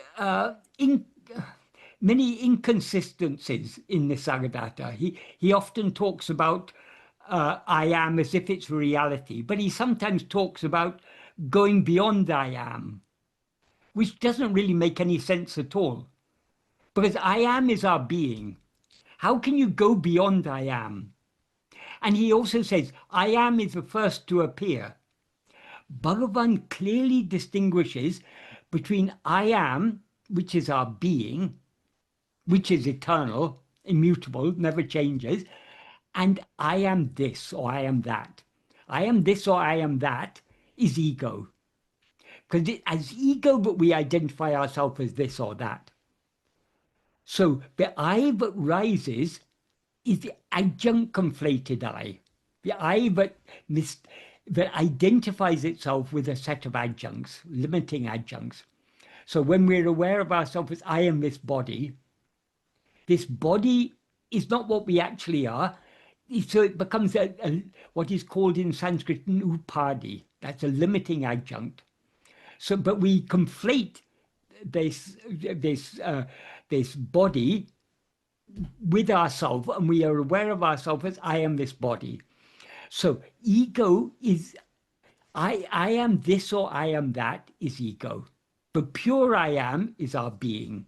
Mm. Bhagavan made that distinction very clear. In Nisargadatta's teachings, these things are very confused. I mean, there's no consistency. And often he says things which don't really make sense, like going beyond I am means how can we go beyond our being? Right. And he said Unless, before I am and before consciousness. There's a lot of confusion there. So though some people take it, the people who have a superficial understanding of Bhagavan's teachings and probably a superficial understanding of Nisargadatta's teaching, they think they're the same. But if Mm. you, I haven't studied Nisargadatta in depth, but people often quote things, and I can clearly see there's a very, very clear difference. Yeah. Thank you for that. Mm, mm, Um, my next question is, I know in his later life, Bhagawan suffered from cancer. He had many sores on his bodies. There were, mm, bugs coming out of the sores, and he didn't want to kill them. When the caretakers, mm, why should I kill it, one other of God's creatures? mm. But I wonder um, if he has, if he had ever spoken about, I'm trying to phrase the question so it stays Yeah. within his teachings. Did Bhagawan ever speak about when you pull down the veil of the ego and you become an understanding that you are one, that you are the I am? Mm, Are there the Did he experience the powers, and I put that in quotes, of the I am, that he could somehow cure himself, rebuild his own body? mm. Because if you're identifying with that being the same as the one that has no other, shouldn't there be also the qualities to create life as it did, and therefore to live a better life without illness or cancer or sores on his Yes. legs? All these questions. I mean, people, when he had cancer, Yeah, people asked him, why don't you cure yourself? Um, Firstly, when they say, why don't you cure yourself, they're taking him to be the body. right, Whereas his teaching is, I am not this body. right. It is not actually true to say that when he had cancer, it was sarcoma, which is Mm, a tumor that grows on the nerve. So it's an extremely painful cancer. There right. weren't bugs coming out of it or anything. But he wasn't interested in any treatment. But the doctors decided to operate, and he's indifferent to all these things, so he allowed them to operate. When people asked him about the pain, he said, yes, there is pain, but it's not other than me. But even to say there is pain, that's a concession to our view, because in our view, I mean, towards the end, his body was twitching because the pain was there, but his face was perfectly calm. Mm, So when he said there is pain, that's a concession to their view because they see a body that's in pain. But he said, but it's not other than me. Because for ah, him, he alone exists. He alone is what is. So there's nothing other than him. But we see all the multiplicity. So we see health and sickness, life and right. death. All these pairs of opposites exist only in our view, not in his view. Yeah, okay. So yeah, I mean that's so hard to wrap our head around from Yeah, our yeah, ego state, from our yeah, state, yeah, because I would think, of course, not having his realization, yeah. I would think that if it's all one and the body, you are not your body, but you are of the one, and realize it, that you could then heal your body in a way so you could remain here longer to help more people elevate and experience. But maybe it doesn't matter anymore. It doesn't matter. It doesn't matter. Bhagavan is not even, that is, you mentioned earlier about Bhagavan's teaching in silence. That teaching in silence is eternal. Mm, Even if Bhagavan, that is, even in Bhagavan's lifetime, his teachings were interpreted by people in different ways. right. Once, when a book came out that was clearly misinterpreting his teachings, and it was published by the ashram in his lifetime, a devotee asked him, if you allow this to be published in your lifetime, will not people in future think you approved of this? Should you not openly say this is wrong? But there's a bit of a history behind this, but that is, Bhagavan had explained to him already how, that is, someone had made a Sanskrit translation of uh, of Uludu Napadu, the 40 verses on what is, and it was, that is, the devotee was Lakshman Sharma. He Mm, had he when in the early days of his coming to Bhagavan, that was about the time Bhagavan wrote Uludu Napadu. So one day Bhagavan asked him in some context, "Have you not read Uludu Napadu?" And he said, "No, Bhagavan, that is, he was a Tamilian, but he said, I'm a Sanskrit student, so the Tamil is difficult for me to understand. That is, Bhagavan wrote in classical Tamil. So those who are not conversant with classical Tamil, even though Tamil is their mother tongue, they can find it quite difficult to understand Bhagavan's verses. And according to the British education system that was there from the 1830s, in all schools, government schools, or government finance schools or whatever, the students were to be taught English and one other language. They had a choice of either their mother tongue or Sanskrit. So many Brahmins, in fact, the majority of Brahmins opted to learn Sanskrit. And the majority of non-Brahmins opted to learn their mother tongue. This was all part of the British divide and rule policy. So Lakshman Sharma, being a Brahmin, like the majority of Brahmins, he had opted to learn Sanskrit. So he wasn't very conversant with the Tamil. So when Bhagavan asked him whether he'd read Uludnapti, he said, I'm a Sanskrit student. I'm not, it's difficult for me to understand. But then he thought to himself, this is a very good opportunity. Since Bhagavan himself was asked, he said, but if Bhagavan would teach me, I would very much like to study it.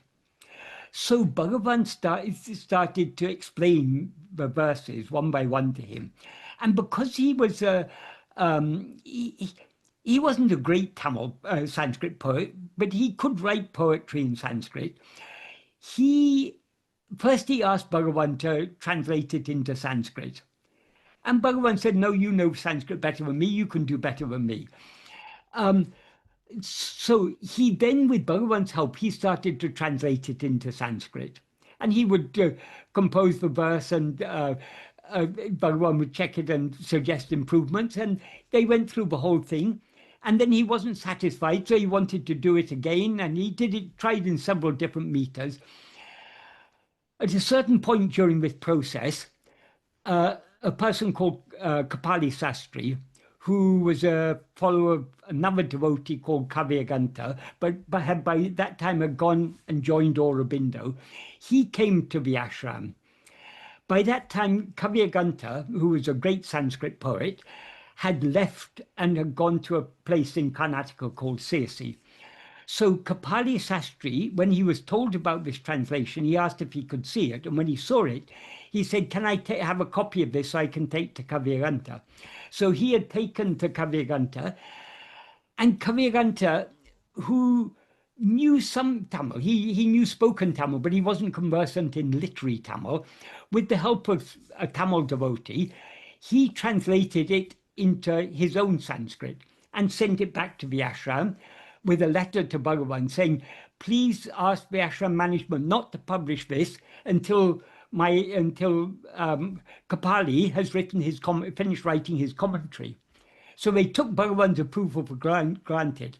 When Lakshman Sharma saw Kavyaganta's translation, it was in such beautiful Sanskrit. He said, oh, Bhagavan, this is much better than anything I could do. I will take this for my daily parayana. And Bhagavan at once objected, saying, no, begin to make a new translation in a longer meter so that nothing is missed. And then he pointed out to him how the meaning, very important words have been missed and how the meaning have thereby been twisted. And then Bhagavan explained to him that they hated Dvaita like poison. Though they were devotees of Bhagavan, they didn't like Bhagavan's teaching. They took Bhagavan as a god for worshipping, but not his teachings they didn't like. So when Kapali Sastri wrote his commentary, he wrote it in Sanskrit, translated it into English, and another devotee, the person who had helped Kavyaganta to translate into Sanskrit, Vishwanath Swami, he translated into Tamil. All three versions were sent to the ashram, and the ashram had just started at that time. This was early 1930s. They just started their own publications. So in three languages, this book, they thought this was a good thing. So they at once sent it to the press for printing.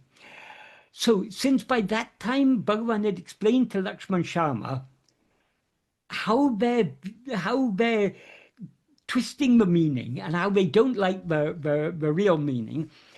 When it was to be published, Lakshman Sharma asked Bhagavan, Bhagavan, if this is published by your ashram in your lifetime, won't people in future think you've approved of this? So shouldn't you openly say that this is not a correct interpretation? Bhagavan just smiled and said, according to the purity of the antakarana, antakarana means inner instrument, in other words, according to the purity of the mind, the same teaching reflects in different ways. If you can write, if you think you can write a better commentary, you write your own commentary. Why Bhagavan had such an attitude to it? Because he knows, however well the teachings are expressed, everyone is going to understand it in their own way. Those with the pure mind will understand it as it is. Those whose minds aren't so pure, they'll try and see their own meaning in it. So however well teachings are expressed in words, words are always imperfect. Words can be interpreted in different ways. And you can, that is, if you see, there's a big tradition in India of commentaries on the ancient texts. Like Shankara was the first person who wrote systematic commentaries on what is called the Prasthanatraya of Vedanta, the three source texts of Vedanta, which are the Upanishads, the Brahma Sutra, and the Bhagavad Gita. After Shankara, Ramanuja, a couple of hundred years after Shankara, Ramanuja wrote his own commentaries. He was a Vishishtadvaitin. So they agreed with oneness, but in a very qualified way. So he interpreted things in a very different way to Shankara. After a few hundred years later, Madhvacharya came along and he wrote a dualistic commentary from a Dvaita point of view. And after that, so many other people have written commentaries. So the same things can be interpreted in different ways. So for Bhagavan, though we are very fortunate to have his teaching, but he himself wrote his teachings in these core works, he knows these are those who are ready to understand correctly will understand correctly. Those who are not ready to understand correctly will not understand correctly. And he knew, but if we are able to understand the meaning as he intended it, the power that enables us to understand that is the power of his silence. Mm, Some people say, oh, Bhagavan's teachings in words, they want his real teachings. His real teachings were silence. That's missing the point. Silence is that that the inner clarity in our heart that enables us to understand the words correctly. And the words are necessary because our minds are outward going. We need to be told to turn within. So the reason Bhagavan appeared outwardly in took on a human name and form was to give us the teaching in words in order to turn us within, in order to connect us with the silence that is ever shining in our heart as our own being. So he had, he, he, he had been there in Tirunelveli for 54 years. He'd given the teachings that were necessary. He left it for us to understand it or misunderstand it according to our maturity, our right. purity of mind. But his whether his body is there or not, the power of his silence is always there. And that power Mm, of his silence is the power of grace. So his guidance is eternal. His guidance, his grace is in no way limited to the body. The body was just a vehicle through which he gave us these teachings. wonderful. I wonder next is that um, Bhagawan got his realization from seeing his father Well, we laid. can't say. I mean, that was one of it, the well, first we need to distinguish Bhagavan from Venkataraman. Venkataraman was there was a an ego there, but was aware of itself as I am Venkataraman. Right. That ego had obviously been through, uh, was obviously very a, a highly mature soul, a Mm, soul that had been through all these, gone through all the necessary practices before. okay. So all these things were latent in him. For some reason, he took this, that that ego that was aware of itself as I am Venkataraman had taken one more birth in order for that body to be used as a vehicle by the Supreme Lord. Okay. So, because I was curious why followers wouldn't then say, let's just imagine death upon ourselves to shift our awareness away from our, back and Yeah. follow that path, Well, you know. we could, well, by all means try. And in fact, Bhagavan does say that. Oh, Leaving, in some verses, he says, leaving the corpse-like body as a corpse, turning the attention within, that is the path of vichara. So yeah, we have to do that, not by imagination. right. People often, that's because Bhagavan describes it in words, people misunderstand. People, in many places, it says Bhagavan enacted death. Mm, He didn't enact death.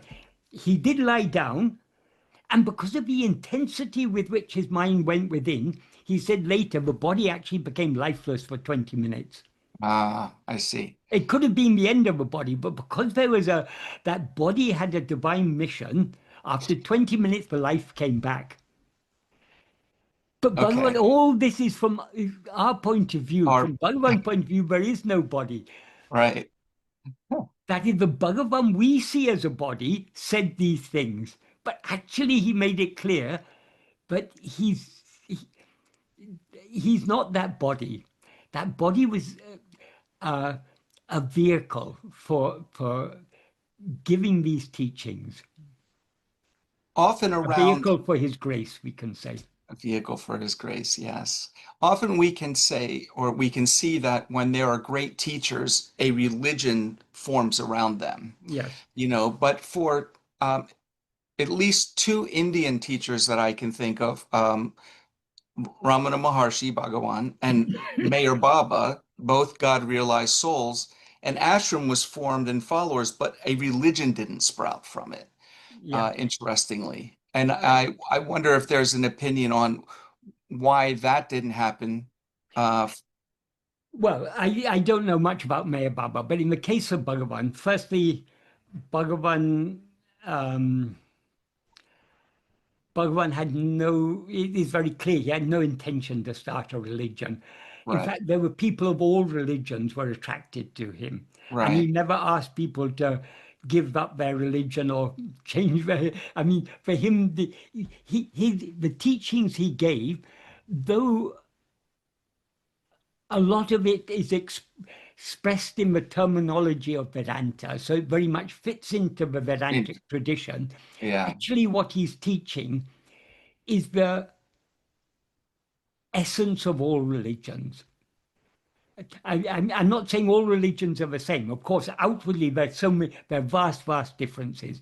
But the heart of every religion, that is what Bhagavan expressed. So, knowing in God. a sense, Bhagavan is beyond all religions. Mhm. Another thing is, um, probably the majority of Bhagavan's devotees are not actually very seriously following his teachings. Yeah. For them, he's a god to be worshipped. And of course, they pay lip sympathy to his teachings, but it requires great dedication to follow the path he's taught. So, though there will always be devotees of his, it's his teachings are never going to be um, popular in the same way that religions become popular. Yeah. His teachings are far too deep and too subtle for them to be popular. Hmm. Um, it's Advaita in its very purest and most practical form. So it won't. But many people are attracted to Bhagavan because there's something that is extremely attractive about Bhagavan because he is our own self. When we see him, we are seeing our own reality there, shining through his eyes. So there's a great power of attraction in Bhagavan himself. But many, as I say, many devotees of Bhagavan, they're very devoted to him. I don't question their devotion to him, but they're not really, they don't attach so much importance to his teachings. Mm. Which is why So there's not a million self-realized people following him. yeah. No, Right, there never will right. be. I mean, if I mean, if we are drawn to his teachings, that is by his grace. Yeah. It's for some of us, just somehow his teachings just have a very, very powerful appeal. But if you talk to the majority of Bhagavan's devotees, they're they're more interested in Bhagavan as a person than as a person means as a divine person. I mean, they don't just take him as an ordinary person; they take him as a god. He's an incarnation of God, or whatever they may say, which is true. I mean, he definitely is God. He himself said, "God and Guru are in truth not different." So it is definitely the ultimate reality that appeared in that form. But he appeared in that form to give these teachings. But that will only ever appeal to a few. The majority of um, that is why there are so many different spiritual paths. Right. They're there to suit people at different levels of spiritual development. So if we have now been attracted by Bhagavan's teachings, it's because we must have been through all these other paths in previous lives. And somehow we've been drawn to this path in this life. But ultimately, as I say, for me, it's all his grace because I don't feel myself being any way qualified for his teachings or anything, but just somehow it has that. I, I'm overwhelmingly attracted to his teachings. I mean, I respect other great sages, Ramakrishna, and so many past sages, Shankara, Ramakrishna. All I, of course, have love and respect for them, but for me, Bhagavan's teachings is I that's for me. I just I but that's entirely by his grace. It's not because I'm in any way qualified or anything. So um, he will continue to attract people, those who are open to being attracted by him. And at first, even those who now are devoted to him as a god, as an outward form, it will have an effect, and slowly, slowly they'll be drawn to his teachings, if not in this lifetime, in future lifetimes. We're all on a long journey, and the fact that we're drawn to these things means we're presumably coming somewhat close to the end of our journey. But are we ready to surrender completely now? If we were ready to surrender completely, we would do so. The fact that we're still here, we're still talking about these things, we're still trying to practice these things, means we don't yet have that maturity. But if we understand his teachings, that is one thing Bhagavan was very, very clear about is the power of divine grace. And that power of divine grace is helping all of us. From a greatest saint to a worst of sinners, we are all being helped by grace. Gradually, gradually, that grace will draw us. The, the, the great saints were once great sinners, not in this lifetime necessarily, but we've all been through it all. Right. And ultimately, it's his grace that will save us. But his grace is not something other than ourselves. He made it very clear. Grace is our own very being. Grace is what we actually are. Mm. God and grace, they're one and the same. And God is our own being.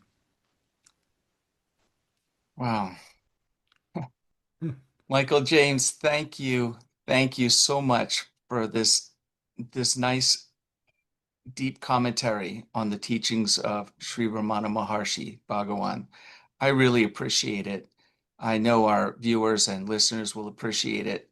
Um, you've taken so much time and been so generous. I can only thank you Well, again. I'm just happy to share. I mean, as I say, Ramakrishna Paramahamsa used to say, when two drunkards get together, they're very happy. Yeah. So if anyone wants to talk about Bhagavan's teachings, I'm very happy because this is my wine, is Bhagavan's teachings. The So joy. I just love his teachings. I'm always happy to talk about them. Yeah. So I have one final question for you, which is, you know, who knows?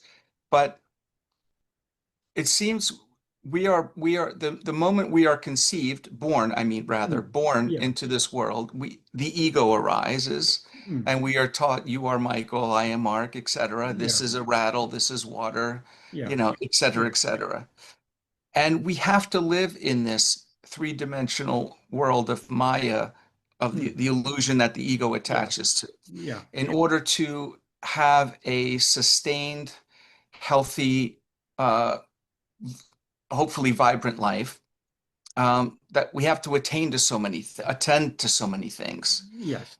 So, is it really our I guess I'm used to asking my guests, but I'm going to ask you in Bhagawan's teaching, Yes. is it really our place to, does it need to be our calling to turn around and know ourselves to be I am, to be God? Uh, and is that part of the growth of us, reincarnation, reincarnation, reincarnation, until we get to the place now where we're Yeah, attracted to his teachings, and then we can turn the ego around, face yeah, itself, dissolve it, become one, so that we don't reincarnate again? yes, Is that really the purpose of us being here? yes, yes. Um, to put it very simply, if we if we uh, um, if we consider it carefully, we're all in a bit of a mess.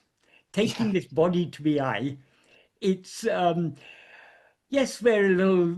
We all experience the little joys of life, the joys of having loving relationships, the joys of. There's so many joys in life, but the joys of studying these teachings, and everyone finds pleasure in so many things. But there's a huge price to be paid for all these things. That is, for every joy, there's an equal and opposite suffering. No one lives a pain-free life. Mm, We all deeply dissatisfied. Why we all desire to be something different from what we have now. We all want something better. If we're very materialistic, we may want more money, we may want more fame, we may want whatever it is, more political power or whatever. But even if we're not so materialistic, we are all fundamentally dissatisfied. mm, That is the very nature of things, because as Bhagavan made clear, what we actually are is infinite happiness. That's our very mm. nature, our very being is infinite happiness. But when we rise as ego, we limit ourselves. And so nothing can satisfy us. However much wealth, however much power, however much name and fame, or however much learning, or however much loving relationships we have, but nothing satisfies us. Firstly, because it's all transient, nothing is going to last. And secondly, it's all finite, and nothing short of the infinite happiness that we actually are can satisfy us. Ramakrishna once said something to the effect of clear evidence for the fact that what we actually are is Brahman lies in the fact that we're all dissatisfied. Yeah. Something to that effect. Yes, yes, I I'm can see. paraphrasing him. That is the very fact that we're dissatisfied, that nothing can satisfy us, means that what we actually are is something beyond all these things. So But we that's are our inherent human nature. We're that born for our ego to rise. it's not even our human nature. No? Okay. If we not only human beings, every sentient being is Mm, dissatisfied. Whether you're yeah. born as an ant or an elephant or a human being or a god or a demon or whatever it is, all are dissatisfied. It's the nature of ego to be Mm. dissatisfied, because ego is a limitation. As ego, we're aware of ourselves as I am this. As soon as we become aware of ourselves as I am this or that, we have limited ourselves. So But that's how we're born. That's the nature of living on it, this it, it, planet, it, right? So is there a way to be born not into the ego? no, No. because birth is for the body. Right. So if we say Right. we're born, the the identification with the body is It's implicit the there. ego. Yeah. Right. So Right. birth Right. and death is for it's the body that is born and dies, but the body is insentient matter. What's the matter if it's born or dies? Why it matters is because we take this body to be I. So if at all there's any purpose of ego, it's to get out of the mess of being ego. Well, Ultimately there's no purpose, because what is as it is. always is. And but now that we have risen as ego, we are dissatisfied. We cannot, I mean, we've been seeking happiness in things other than ourselves for countless lives, and we've never found the satisfaction that we're looking. So at least now let us try looking for it within ourselves. Yes. We look for it in other things because we seem to be lacking that happiness. We seem to be lacking the happiness, not because we're actually lacking happiness, but because we fail to recognize what we actually are, because we mistake ourselves to be something else. If I'm this body, then it's a very inadequate state. Mm. Another teacher, Ramesh Balkazar, talked Mm. about happiness being what we should be looking for here and achieving, not love. We are And all seeking happiness. yes, We that's what seek he said. some people seek happiness in money, some people seek happiness in love, some people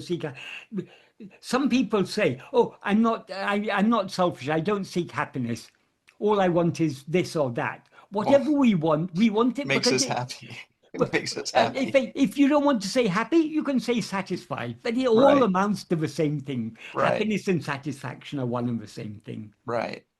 But the I am, just so I'm clear and our listeners are clear, the I am that is all, that is everything and ever will be, is related to or happiness and not It infinite is love, it is or happiness.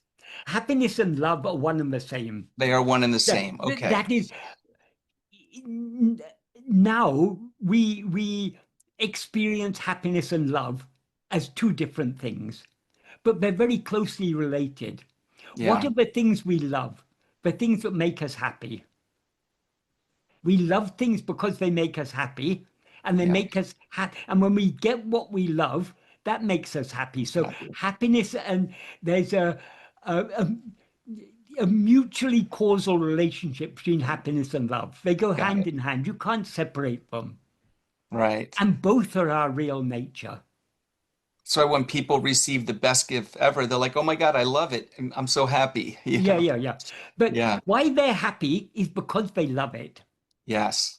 If they Yes. didn't like it, There'd be no if you happiness. buy me a fast sports car, I won't be very happy because I've got no Right. desire for such a thing. But if I Yeah. want it, then it'll make me happy momentarily. But then I'll Nice. see my neighbor's got a bigger and faster car, so I want that bigger and faster car.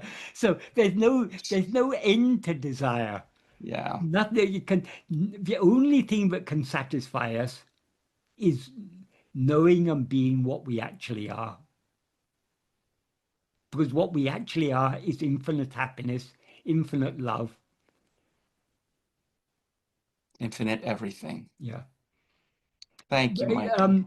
Ah, Everyone is familiar with, or people who have any any familiarity with Vedanta or Indian spirituality, they're familiar with the term Satchidananda. Sat means being in the sense of pure infinite being. Chit means awareness in the sense of pure infinite awareness, and Ananda means happiness in the sense of pure infinite happiness. There's an alternative term that is sometimes used, not so commonly, which is asti bhati priyam. mm, Asti means being, so it's the same as sat. Bhati means shining, that is the awareness. Priyam mm, means love, which is the equivalent of happiness. So happiness, Bhagavan says in one place, um, in the very first sentence of Nana, he says, uh, uh, Sukhame priyatiku karanam adalalam. Since, since happiness alone is the cause of love, that means we love those things that make us happy. And the context in which he says that, he's pointing out that happiness is our real nature. What is the one thing we love above all other things? We all love ourselves. We love others. They're dear to us because we love our wife or our parents or our children or our friends or our, the money we have in our bank balance or house or whatever we love it because it contributes to our happiness. So ultimately, what we love above all else is ourself. Even if yes. we love God because of the love that God shows towards us. So even our love for God is rooted in love for ourselves. That's why love, so long as we take God to be something other than ourselves, our love for him will always be imperfect. But perfect love for God is when we know him to be ourself. There's a verse in Aksharamla, that's one of Bhagavan's hymns to Arunachala. Ambu Vilalipol, Amburu Vulinene, Ambai Karitaral Arunachala. That means, like ice in water, melt me as love in you, the form of love. Hmm. That is, God is love. That's said in all religions. Even in the Bible, it's there. God is love, and in the Tamil Shaivite tradition, Ambe Shivam, love alone is Shiva. So God is love, but God is our own being. So it's a beautiful analogy. He says, like ice in water. It can also be taken as like snow in water. Mm. If the snow falls on the ocean, what happens to it? It melts. So we are like that ice. We are we are the same substance as God, which is in the analogy, it's water. Just like the ice and the ocean are both the same substance. So our substance is the same as God, but Mm. we are like a solidified, because we've limited ourselves. We have a separate individuality. So the ultimate aim of all spiritual paths is to melt as love in Him, the form of Wow. love. That's very powerful. So love is our real nature. Happiness is our real nature. It's what we actually are. They're not two things, they're one and the same. They seem to be two things so long as we're experiencing the appearance of duality. But when we know ourselves as we actually are, we'll know love alone is happiness and happiness alone is love. And we are, and Tattvamasi, you are that. Michamanbu. Yeah. Yes, exactly. Thank you so much, Michael. Right. I really appreciate it. And as our viewers send in questions, which I'm sure there will be many, I would love to have you back on and go through their questions. Okay. Okay. Like like we said in the beginning, a short teaching needs this much explanation. Yes, yes. But we always need to keep it simple. It's very easy when I mean, it's good questions are good when we need clarification. Hmm. But we need the questions, we need to focus our questions, because otherwise we can philosophize about these things Right. till the cows come home, but, or for all eternity. But the, the philosophy is useful to the extent to which it turns our attention back towards ourselves, makes Mm. us understand the need to attend to ourselves and gives us the love to attend to ourselves. To that extent, philosophy is useful. Yes. The teaching is more important. Yeah. And don't Well, don't putting the mistake the teaching finger into for the moon practice is what, of course, we need to understand the teaching to put it into so we can practice, but practice. the practice is the most important. Yes. So let's all take the lessons from today and practice the turning back the ego Yeah, onto itself to yeah, dissolve it. yeah, exactly. Wonderful. Thank you so much, Michael James, Right. for everything. Okay, thank you. Namo Ramanaya.